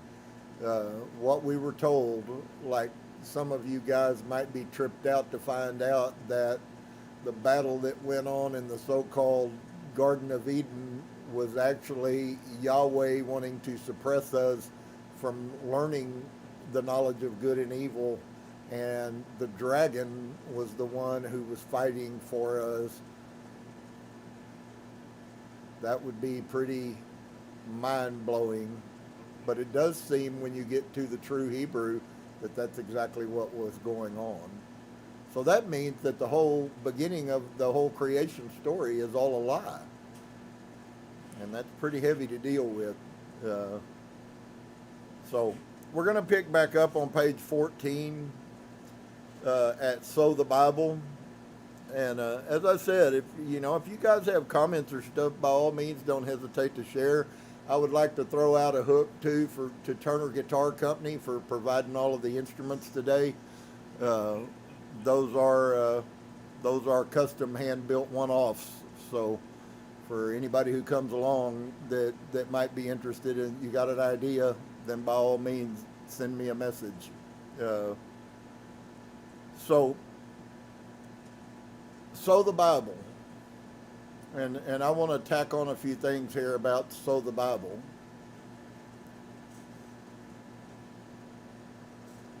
Is it really the text that we so desperately try to cleave to? Or is it the manipulation that's been done to us that somehow, because you read it a few times in the Bible, that no human has ever corrupted those pages?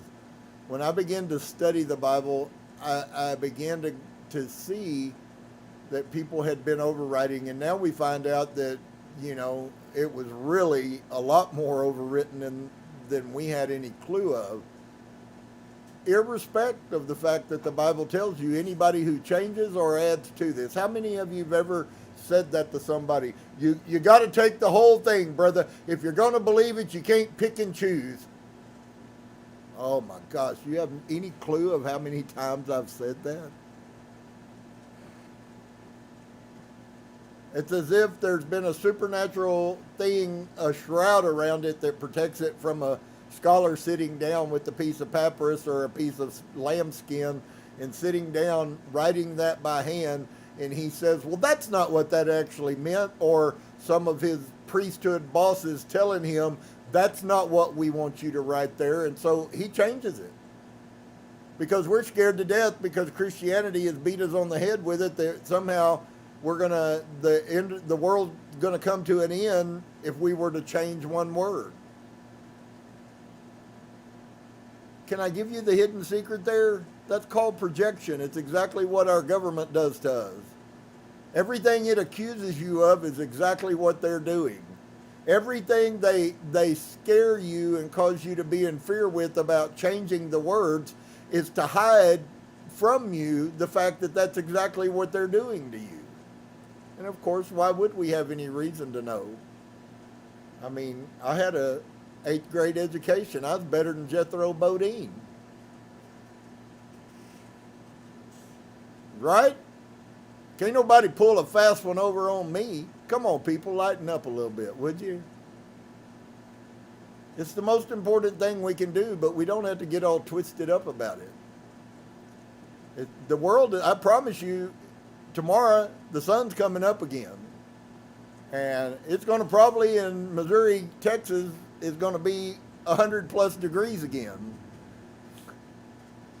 Are you hearing me? Let's learn what truth is and accept it for truth. Of course we need to prove it, but you don't prove it by listening to the same teachings over and over again. You prove it by going and finding things that may tell you something other than what you've believed, and then weighing those critically. Is this solid scholarship? So what is the effect of trying to reread the Bible with Mauro Biglino? It is as if our eyes are open for the first time, finally able to see something that we all have had under our noses forever. Is there any of you that are recognized? I certainly do. So I read this book. I love it. I go, wow, I questioned that 30 years ago. You have no clue how much trouble I got into with my elders for asking questions. It is enough just to read the Bible as it is, and that's what we normally don't do. Why? Because we were taught the Bible with a bias. Once you are taught the bias, unless you intentionally take the bias out of the picture, you will never change the way you view it. That's why they can tell you, this is what the Bible means, and that's what you did. If you remember, even though maybe my lack of scholarship compared to his, but I read more scriptures with most people than most people experience in any churches. And the reason for that is I want us to see what the scriptures say, not so much my story about fishing, golfing, or hunting. I say those words because I came from a church where about half of the sermons on Sun Worship Day were about fishing, golfing, or hunting.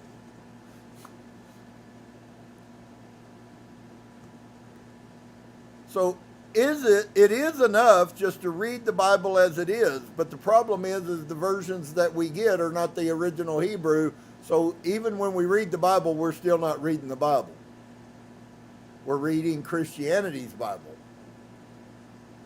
And we limit ourselves to letting it be told to us by those who themselves have been told by someone else, who have been told by someone else, who have been told by someone else who have been told by someone else, without ever having to read it carefully. And of course, we're encouraged not to. And most people don't have the motivation to in the first place because their parents did not instill in them how sacred and important these books are, how sacred and important history is. Those who forget history are doomed to repeat it, so here we sit in 2024 repeating it. It's obvious we forgot history on every level. And so we limit ourselves to letting it be told to us. What a horrible statement. It's true. Yes, I'm okay. I'm peaceful with what it means. And yes, that is a true statement. But how horrible is that to humanity? That we're okay with that. I wish I could go back again. I might have to get me a woman and have 2 or 3 more kids now just so I can start some out at the beginning of their life in the proper way and see how much different they come out. It absolutely intrigues me. How much would it change the life of children if they were taught from the time they were 2 or 3 what the truth was? How might those words of truth protect them? What if a child grew up from the time they were 2 years old and inside of them, and I'm not talking prideful, I'm talking about humility has to be taught as well as the greatness that we are. Because you can't be great unless you're humble. So they're not separate from each other. They actually have to go together. And if you don't go together, you're out of balance and you're just as bad off as we are. Everything in our life has to be about balance. So we limit ourselves to letting us be told that's not our fault. It will be our fault from here forward. It wasn't our fault to hear. And so, never having read the Bible carefully, never having the blessing of being taught that we should be learning Hebrew so that by the time we were 5 or 6 years old, like most Hebrew children who at 13 years old read the Torah as a sign of them coming into accepting of the Torah. Because I'm going to tell you right now, people that learn Hebrew from their birth know what Elohim means. When they read the scriptures, they don't look at the picture that we look at, even at that young age. Incidentally, this has been happening continuously for over 2,000 years. It's called the thing that you love the most, right? Your tradition. We know Jesus wasn't born on December 25th. In fact, we actually know historically, according to mythology, all the way back at the Mesopotamia, that Tammuz was born on December 25th. But we'll just act like 5,000 years of history never existed, and we'll say Jesus was born there. And what does everybody do? Oh, it's Jesus' birthday. Is anybody connecting at all? So, it can feel a bit like passing the same box down through the generations without ever opening it. And I think that's a true valid. I sat in church and listened to my grandpa preach. I heard from my grandpa recently. He never said one negative word about what I teach. And those on the spirit realm know exactly what's going on here with us now. In fact, what he did encourage me was to be strong and courageous. Because he knew that my teachings are going to cause people's feathers to get ruffled. What does it contain, though? Is it possible that we take many undocumented statements for granted, of affirmations that possess a certain air of mystery and fairy tale? But should you open that box, you might discover that those daring interpretations, so evocative, don't actually withstand scrutiny. They just don't make any sense, and that is exactly what our biblical translator found for himself. On the other hand, he says that the very same box handed down for over 2 millennia still contains other stories, beautiful and fascinating ones. Which is why, if you've noticed, I actually am quoting almost more scripture now than I did before. It's the things that the Spirit brings out that matches with the truth that we're learning. So it is actually possible to discern truth no matter where it comes from. What do these stories tell us? First of all, they tell the story of a small group of people and their bond with their Lord, their commander, not a human one. And that may shock some of you.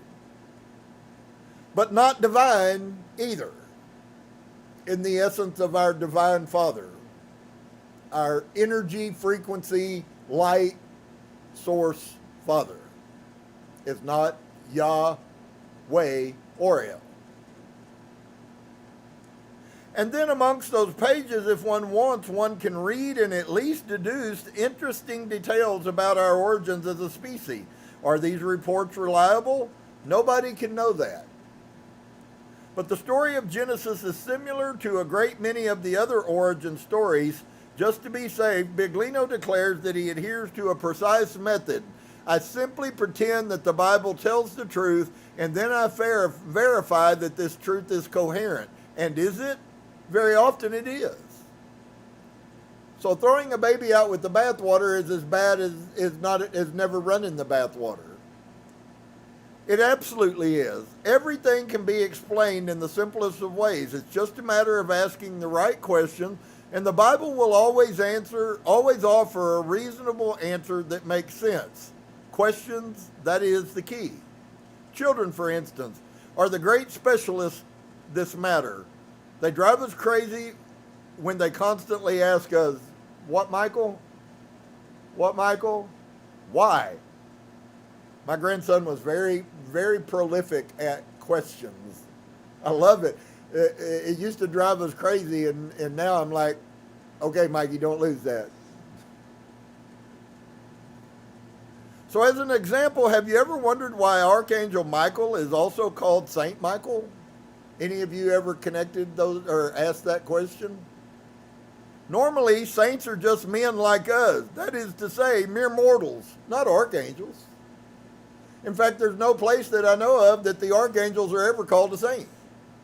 That's all Catholicism. That's all taught doctrine by Christian men. Doesn't exist. So all of these 7 places that were for Saint Michael, but it was the Archangel Michael who came down and poked his hand in the guy's brain because he wouldn't build him a monument. That sounds like you got to build me a box worth $25 billion so that we can carry nothing in it.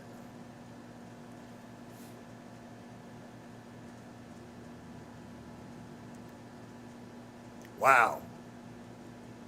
Could the fabulous Sacra, the special Monte del Purgatorio framed by the Alps, be a special gateway to rereading the Bible alongside Biglino? In recent months, the translator has dedicated a series of in-depth studies to this almost domestic Michaelian sanctuary, the one most familiar to him, with special accompanying audio-visual elements. The Sacra and its line, of course, a so-called ley line, a sort of terrestrial energy field. Skellig Michael in Cornwall, Mont Saint Michel, and to the south of the Sacra, the 3 Mediterranean sanctuaries, Monte Sant'Angelo, the island of Simi, and Monte Carmelo. Monte Sant'Angelo on the Gargano is a testament to the cult of Michael in the Puglia region of Italy. Here too, Michael would have made himself seen by the bishop, who was initially a bit reticent about the idea of consecrating a sanctuary to him, one to be created in the natural grotto above the town. Then, following a battle that took place in 492 and won, thanks to the intervention of Michael, he was finally persuaded to set up the important place of worship for him. Furthermore, Morrow adds, San Michele al Monte would also have something to do with the Lombards, just like the Sacra. The San Michele in Piedmont. The Lombards tended to identify the characteristics of Michael with those of Odin. Any of you know who the god Odin is? Okay, so do you see how names and gods just roll over depending on who the people are? A soldier and a protector of warriors. I assure you, there was a whole lot of, I believe it wasn't the Vikings that worshiped the god Odin, and they're waiting to go to Valhalla. And Further south in the Aegean Sea, there is another large monastery dedicated to Michael. It is situated in the Dodecanese on Simi Island in the town of Panormitis. The cult arrived there from Turkey from the Colossae area, hence the letters of St. Paul to the Colossians. And it was established after the discovery of an image, an icon representing Michael dressed in stupendous metal ornament. Once again, the archangel is here represented as a warrior. On Simi, the cult of Michael was established in a previous temple dedicated to Apollo. Just as the sanctuary of Mont Saint Michel itself was erected on the cliff that the Celts had consecrated to their god Belinus, also identified with Apollo. Do you see how we just keep recycling these gods and giving them new names? It is perhaps no coincidence that the same websites dedicated to the St. Michael line, especially American ones, call it the Apollo St. Michael axis. That is to say, the Apollo Michael line. Odin, Apollo, Belinus are all divinities. So was this mysterious Mikael one as well. His name literally means he who is like an El. Not he is like the El, he who is like an El.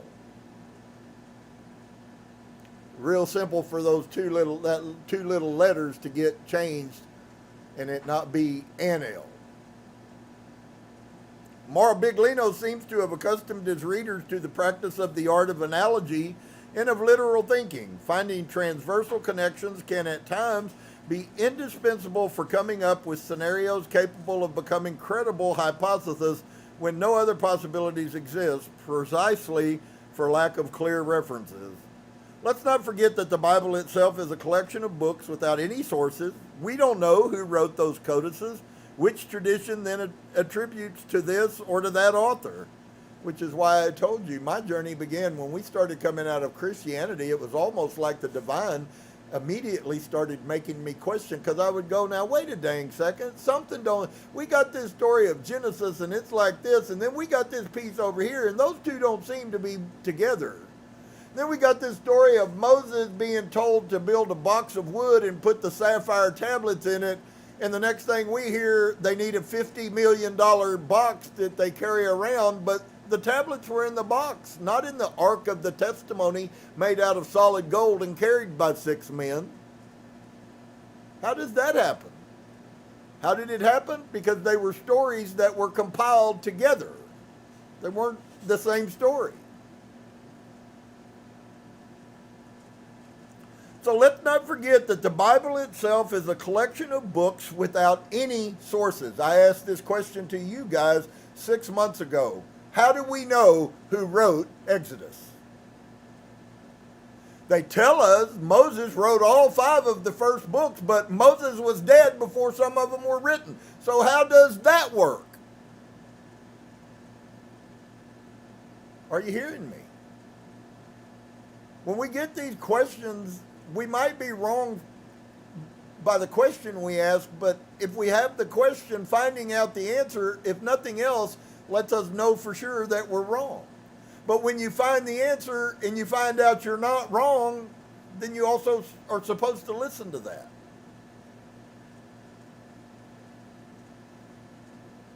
So we don't know who wrote the Bible. We're told by the Jews that Moses wrote the first 5 books of the Bible, even though there's statements that were clearly written after him, about him, supposedly first person, but there's only one place in all 5 books that is truly first person, and that's the 10 words in Deuteronomy. Everything else was written around it. They took one little statement is all that came from Moses out of all 5 books. And they wrote everything else out of their minds. God said, God said, God said, God said, God said, God said. They have no conscience about saying God said when he didn't say.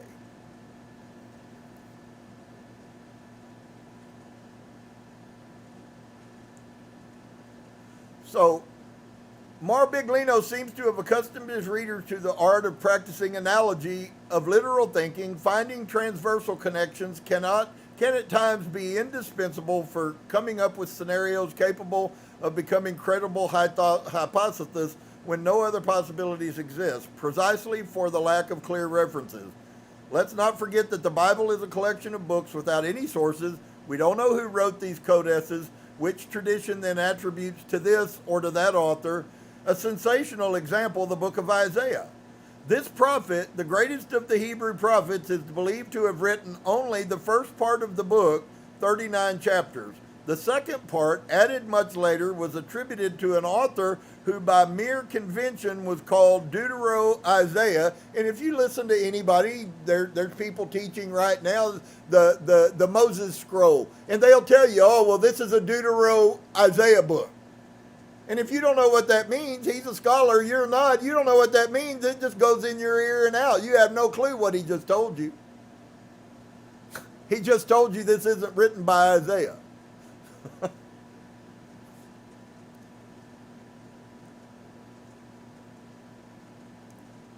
Almost 2 centuries later, this second Isaiah would have written the chapters ranging 40 to 55.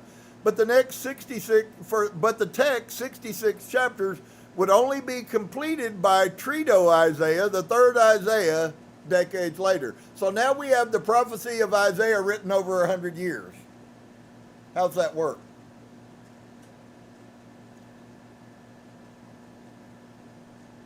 How do we have that the Vatican threw away the Gospel of Thomas, which was written at the latest 100 AD, and we have all of the writings of the New Testament from 150 to 300 AD? How does that work? But they throw the earliest out and keep the later ones. Why? Because they were promoting an agenda. But despite all of this, the volume was permitted to continue by the book called the Book of Isaiah, as if it were a work of a single author, always the same one, the greatest of the Old Testament prophets. And I've said that 100 times. Boy, I feel like sometimes I just want to slap the heck out of myself.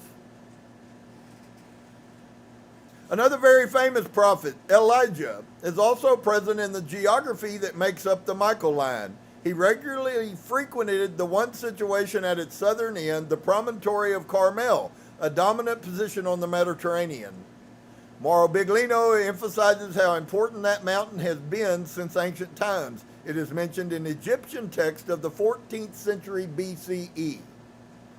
Mount Carmel, also called the Mountain of God, and was conquered by the Pharaoh Tutmosis III and later visited by Pythagoras. Ancient writers tell us that when Pythagoras visited Egypt to perform initiations that would grant him access to particular knowledge, he arranged to be left on the shores of Galilee, then he climbed up the very same promontory. What's more, archaeologists have found human remains at Carmel, bones that they attributed to the Homo sapiens species. Mind you, dig this, these have been dated to over 175,000 years. So much for a 5,000 year creation.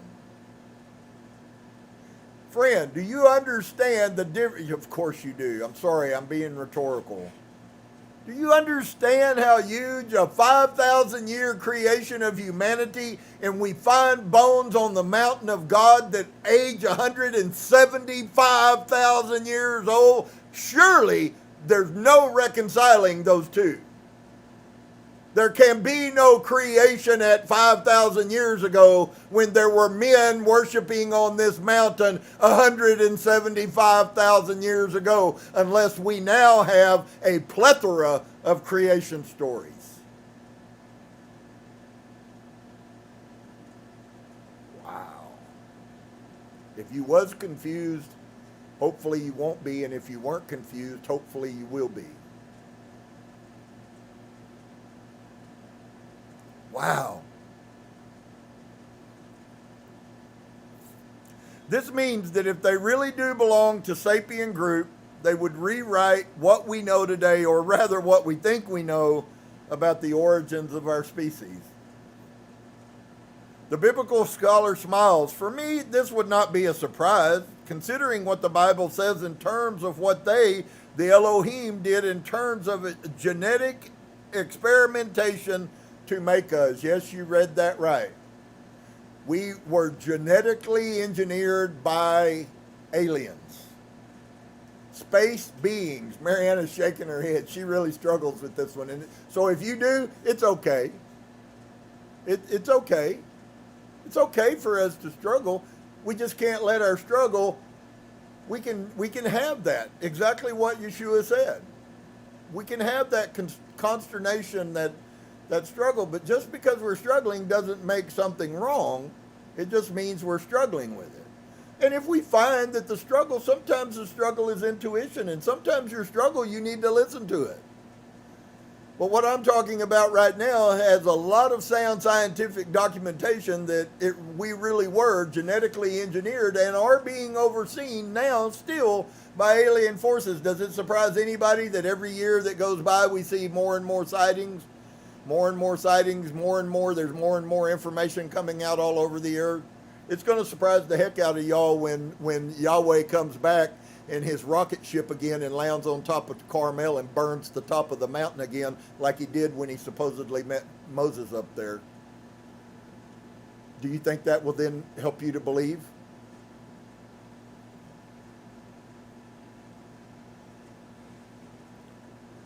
So, the Elohim did create us, friends, exactly like the Bible told us.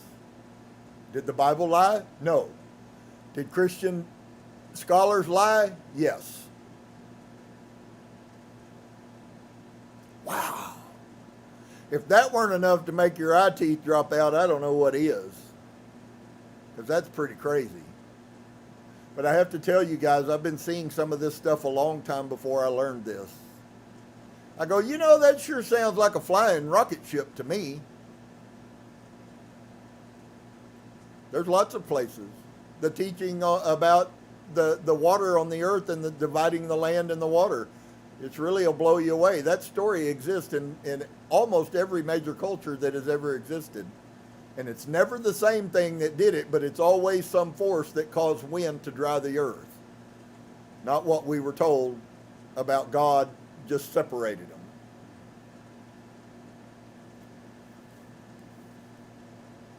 For me, this would not be a surprise, considering what the Bible says in terms of what they, the Elohim, the mighty ones, the ones that are stronger than us, that fly around in ships, did in terms of genetic experimentation to make us. I say this, of course, still pretending that the Bible's telling the truth. Okay, so here's a question that I want to pose to some of you, because maybe some of you are ufologists. Have you ever noticed the large preponderance, and this was more when I was a little kid. It doesn't seem like we hear about it quite as much because it's becoming more commonplace. But when I was a little kid, if you heard somebody interviewed about being a ufologist, every one of them would always tell you that they were the aliens were genetically doing stuff. They were genetically impregnating women. They were genetically taking pieces out of mankind. So here, just please, for a second, go with me. If those people weren't lying and they really had alien interconnection, doesn't that actually prove that what he got out of the Bible is the truth? And I know that we don't like that. We don't want to think that it was much better when we thought we were monkeys. It was much better for me to lose the hair and quit and my knuckles quit dragging the ground than it was to be engineered by a more intelligent being than myself. Huh? Right. Anyone familiar with his work knows exactly what he is referencing, to namely the cloning that Genesis allegedly talks about to explain the appearance of the Adamites. This was a special community of particularly super intelligent super sapiens able to understand the orders of the Elohim, the lords of the Gan Eden. And that's Garden of Eden is a corruption. Okay? It was Gan Eden. later improperly renamed the Garden of Eden. So once again, we have the word, the proper word, and it doesn't mean what we were told that was. So all our lives, we've been waiting to go back to the Garden of Eden to go inside to eat of the tree of life. Friend, if that's where you get salvation, you'll never find salvation. Why? Because we don't need salvation. We're all going back to where we came from when we die, no matter what we do. Now, are there different places? Yeshua even spoke about that. And this answers about 200 of questions I have personally over the last 30 years about things that Yeshua said. Y'all remember that he said that there will be those people that they will get in, but they won't get to live in the best? I've heard people say that. Well, as long as I get in, I'll live in the trailer park. Y'all can live in the mansions. And I don't disagree with that concept. I mean, better to get in than to be thrown into the pit, right? But on the other side, I think a mansion sounds a lot better to me than a mobile home does. Although mobile homes can be very homey. So, yes, you guessed it. We are now entering the territory that Mauro Biglino has been dealing with for many years now. The results may have surprised many readers, but not the many exegetes, especially Jewish ones, who have confirmed his intuitions and the accuracy of his translations. What does all that mean to you? It means that when this guy translates something from Hebrew, even the Jews agree with what he said. Yeah, they know it. I'm sorrowful. If there's any Jews out there, I love you to death. You're my brother, and we're still one. But right now, I'm telling you that the sickness and the death of Judaism isn't any greater and isn't any lesser than Christianity or Islam. They were all designed to keep you in fear so that you would toe the line of the slave master. We really don't understand that the metaphor of the Exodus is us leaving the thing that keeps us from light. They understand that. Hebrews who can read Hebrew know that what I just said to you is absolutely true. So what we get from all of this is a world overturned. Anybody feeling that? I put both hands up. A world overturned. That's where Rob Turner lives. But only seemingly so. We quickly come to realize that what is overturned is not the Bible, but its theological interpretation. Say words of affirmation with me.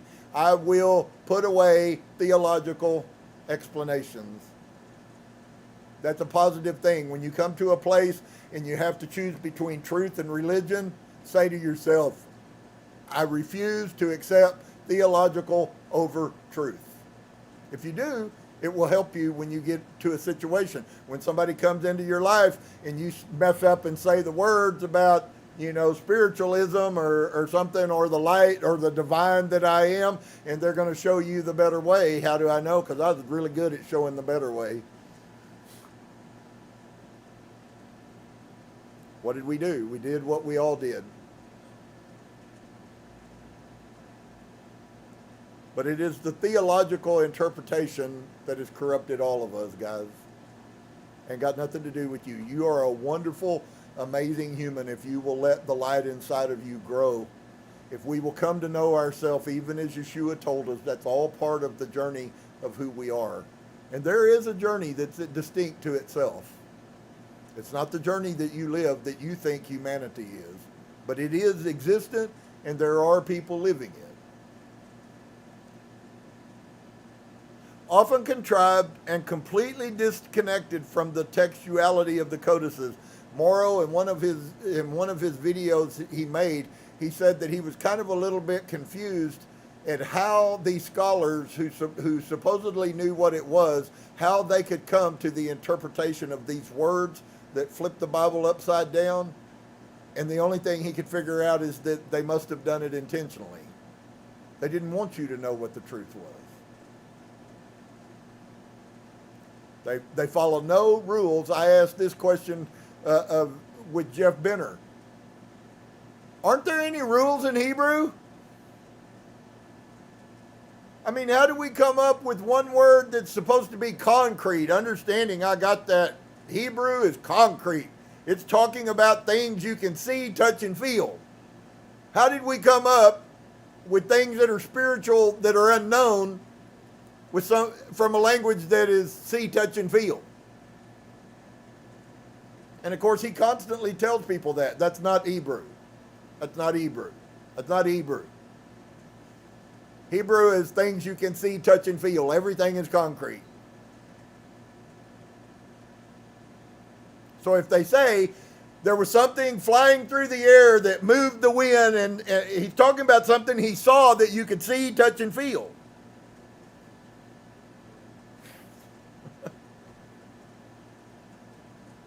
So, we quickly come to realize that what is overturned is not the Bible, but its theological interpretation, often contrived, completely disconnected from the textuality of the codices. If we say true to a literal approach to the text, even the geography of the St. Michael lion changes. The Carmel Biglino explains is biblically important as well. The name means garden, vineyard, or even garden of an El. In fact, it features the same root El as present in Mikael's name.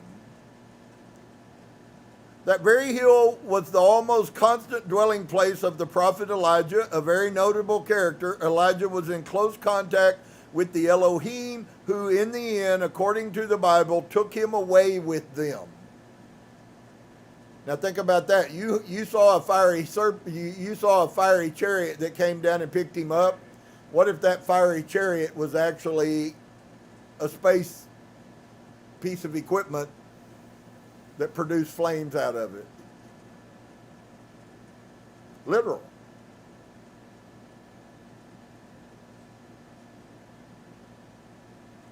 Elijah was in close contact with the Elohim, who in the end, according to the Bible, took him away with them. It also happened to Enoch, the patriarch, who went back and forth into space with the Elohim multiple times.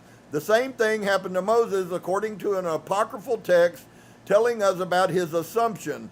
Was Mount Carmel truly this important? Did this Israel terminus of the Apollo St. Michael axis have such a special significance? This seems to be demonstrated as well by the presence of one of its most famous regular visitors, Elijah.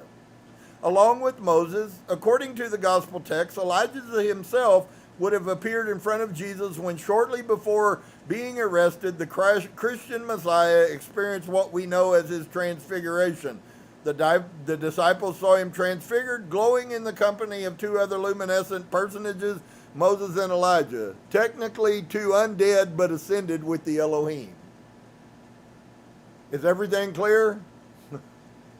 Not really.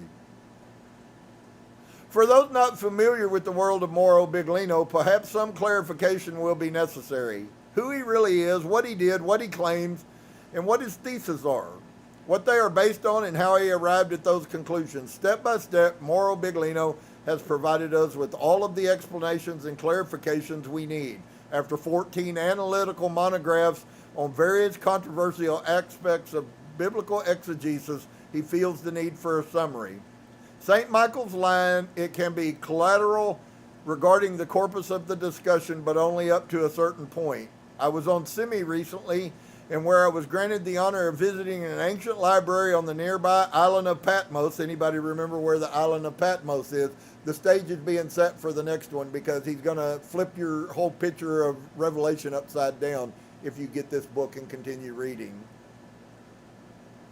People, if you're waiting for all those things to happen, you're going to be waiting a long time. And the mark of the beast is 3 different numbers depending on what time, what version of the Revelation that you read. 666 has no significance. It's actually the number of Nero, who's already lived and died. So 666 has already been fulfilled. You can quit waiting for the mark of the beast. It's not going to be in your hand. It's not going to be in your forehead. It's already been.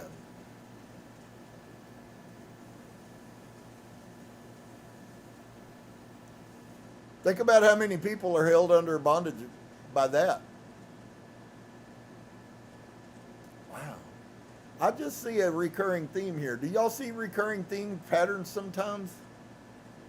Seems like anything in the Bible that will cause me to fear to death is being proven that it's not true.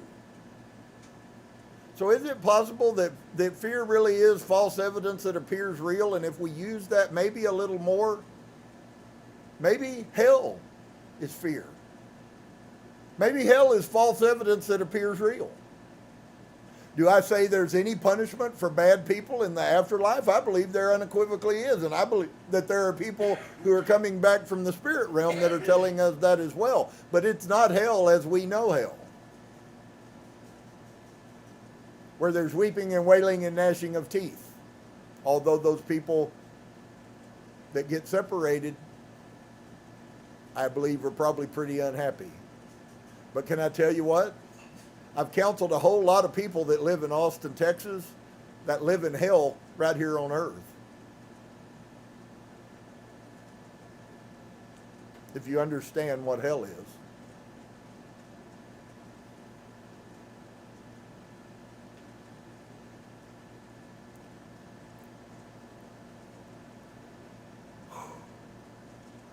So he says, I was on Simi recently, and there I was granted the honor of visiting an ancient library on the nearby island of Patmos, where a text was written, one that today seems to have made a comeback. In the 12th century, the text in fact mentions the Archangel Michael.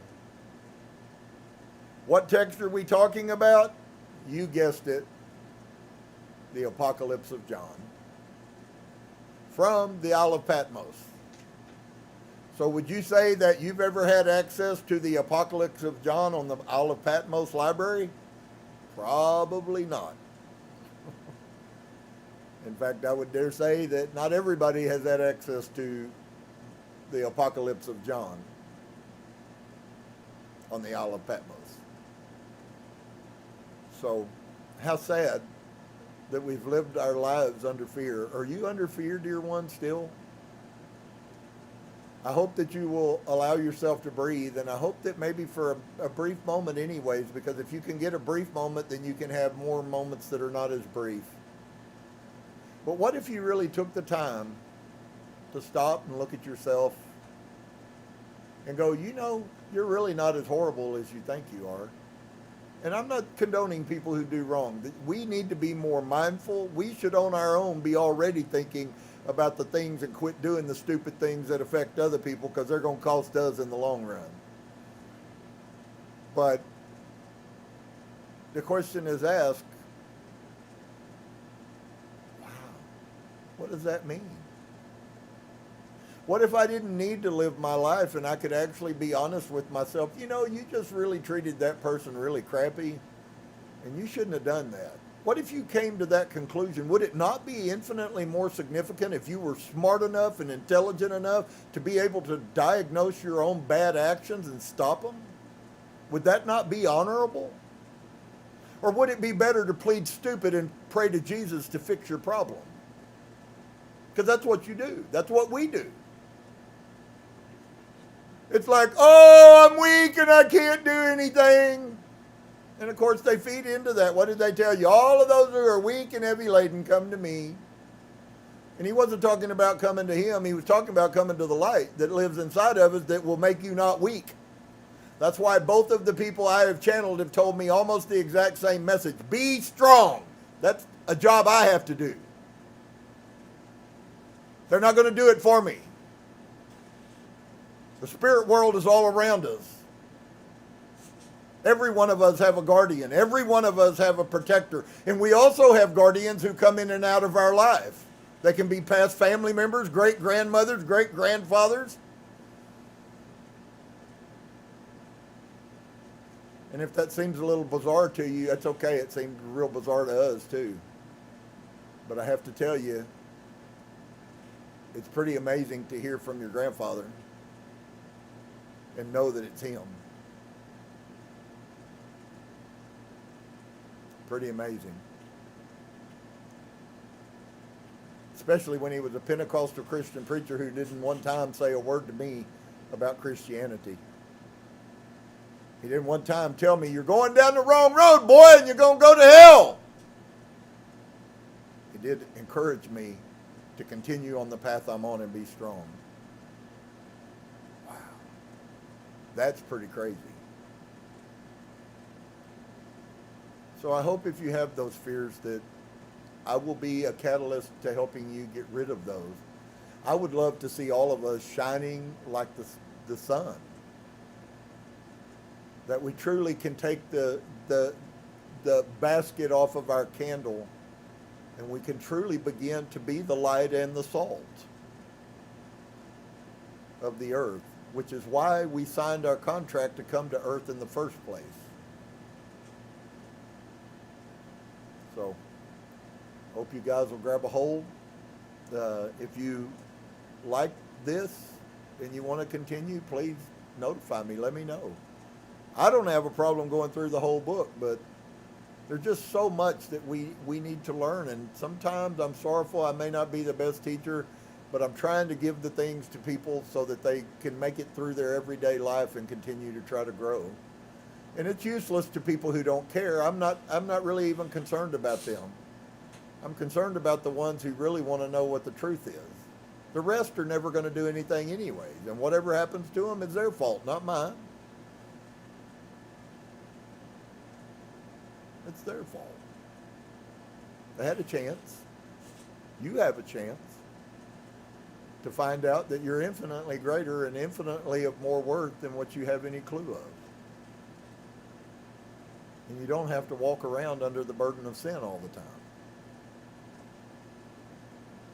I don't know about you, that's good news to me.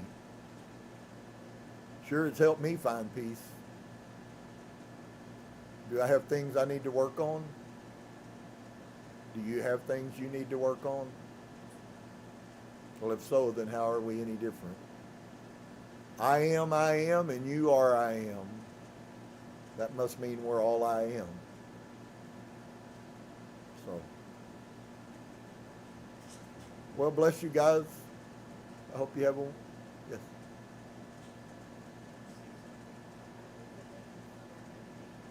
I can't hear anything you're saying. Come around here a little bit, Marianne, where I can hear. Hold on, please, just a second. I apologize, but.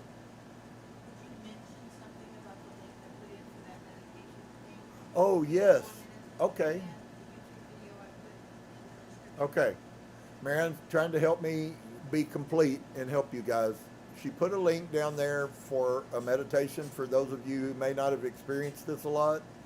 It has, Dave is the one who found it, but it has lots of different meditations for healing, 2 and 3 minute music where you can just sit down. All of you may not be at a place where you want to go for an hour and a half and meditate. Hopefully, eventually, you'll get to the point to where you crave that, because the inner peace that comes out of that, without meditation, friend, you're never going to see the light. Never. Looking inside of you, exactly what Yahusha said Wednesday night. You will stay in poverty unless you begin to take the initiative and look inside yourself. And so those are his words, not mine. Be mad at him, not me. But she put a link for some meditation. You can go to it, plug in a 3-minute deal for whatever, whether you're needing healing or whether you need focus or whatever, and just spend 3 minutes. You know, you can do these things all day long. You come into a place, you go before you go in. You have the power to call things to you out of the cosmos. If you're going into a business meeting, you should stop and spend 2 minutes in your car before you get out to go in and ask the spirits that work with you and help you and protect you to guide you and lead you and be with you. And as you do those things, you'll be blown away by how much more interaction you see from the spirit realm on your behalf. It's not fake. It's not Bible. It's real. And so I hope you guys will take it seriously. There's some people that are going to be on the edge of something. They're going to, a year from now, many of you will be amazed at how far you've grown in 1 year's time versus spending 40, 50 years as a Christian and being just as fearful as you were when you were a little bitty kid. You didn't grow at all. You just learned some tradition, most of which was corrupt from the get-go. So, huh? Oh, and then YouTube. We watched a new teaching this morning that if you want to really delve into this a little more about the God and the devil in the Garden of Eden, you'll be blown away. I've been listening to Jews for 30 years now say that Yahweh is evil. And in my heart, I curse those Jews 1,000 times. Can I tell you something, folks? He's not God. In fact, he's the one who wants to oppress you. And the one that we hate, that Jesus stood in the garden and he stomped his head and all of that stuff, wasn't a serpent, he was a dragon. And he wanted us to learn knowledge of good and evil. Totally opposite. That's what tradition and theology will do for you. Come out of the unclean things, he said, and separate yourself from them. We need to be very careful how we define the unclean thing. Shalom to you guys. Check those things out that we put on there. If you want to write me, by all means, don't hesitate. I'm very, very open to dialogue and conversation about these matters. Their life. This is what's important. The rest of that stuff isn't important. So shalom to you. I hope you have a blessed week. And I hope we'll see you again on Wednesday. We're going to be looking at some more of the Ascended Master Yeshua's words out of the Gospel of Thomas. And I think you'll be extremely surprised at what he says. Shalom.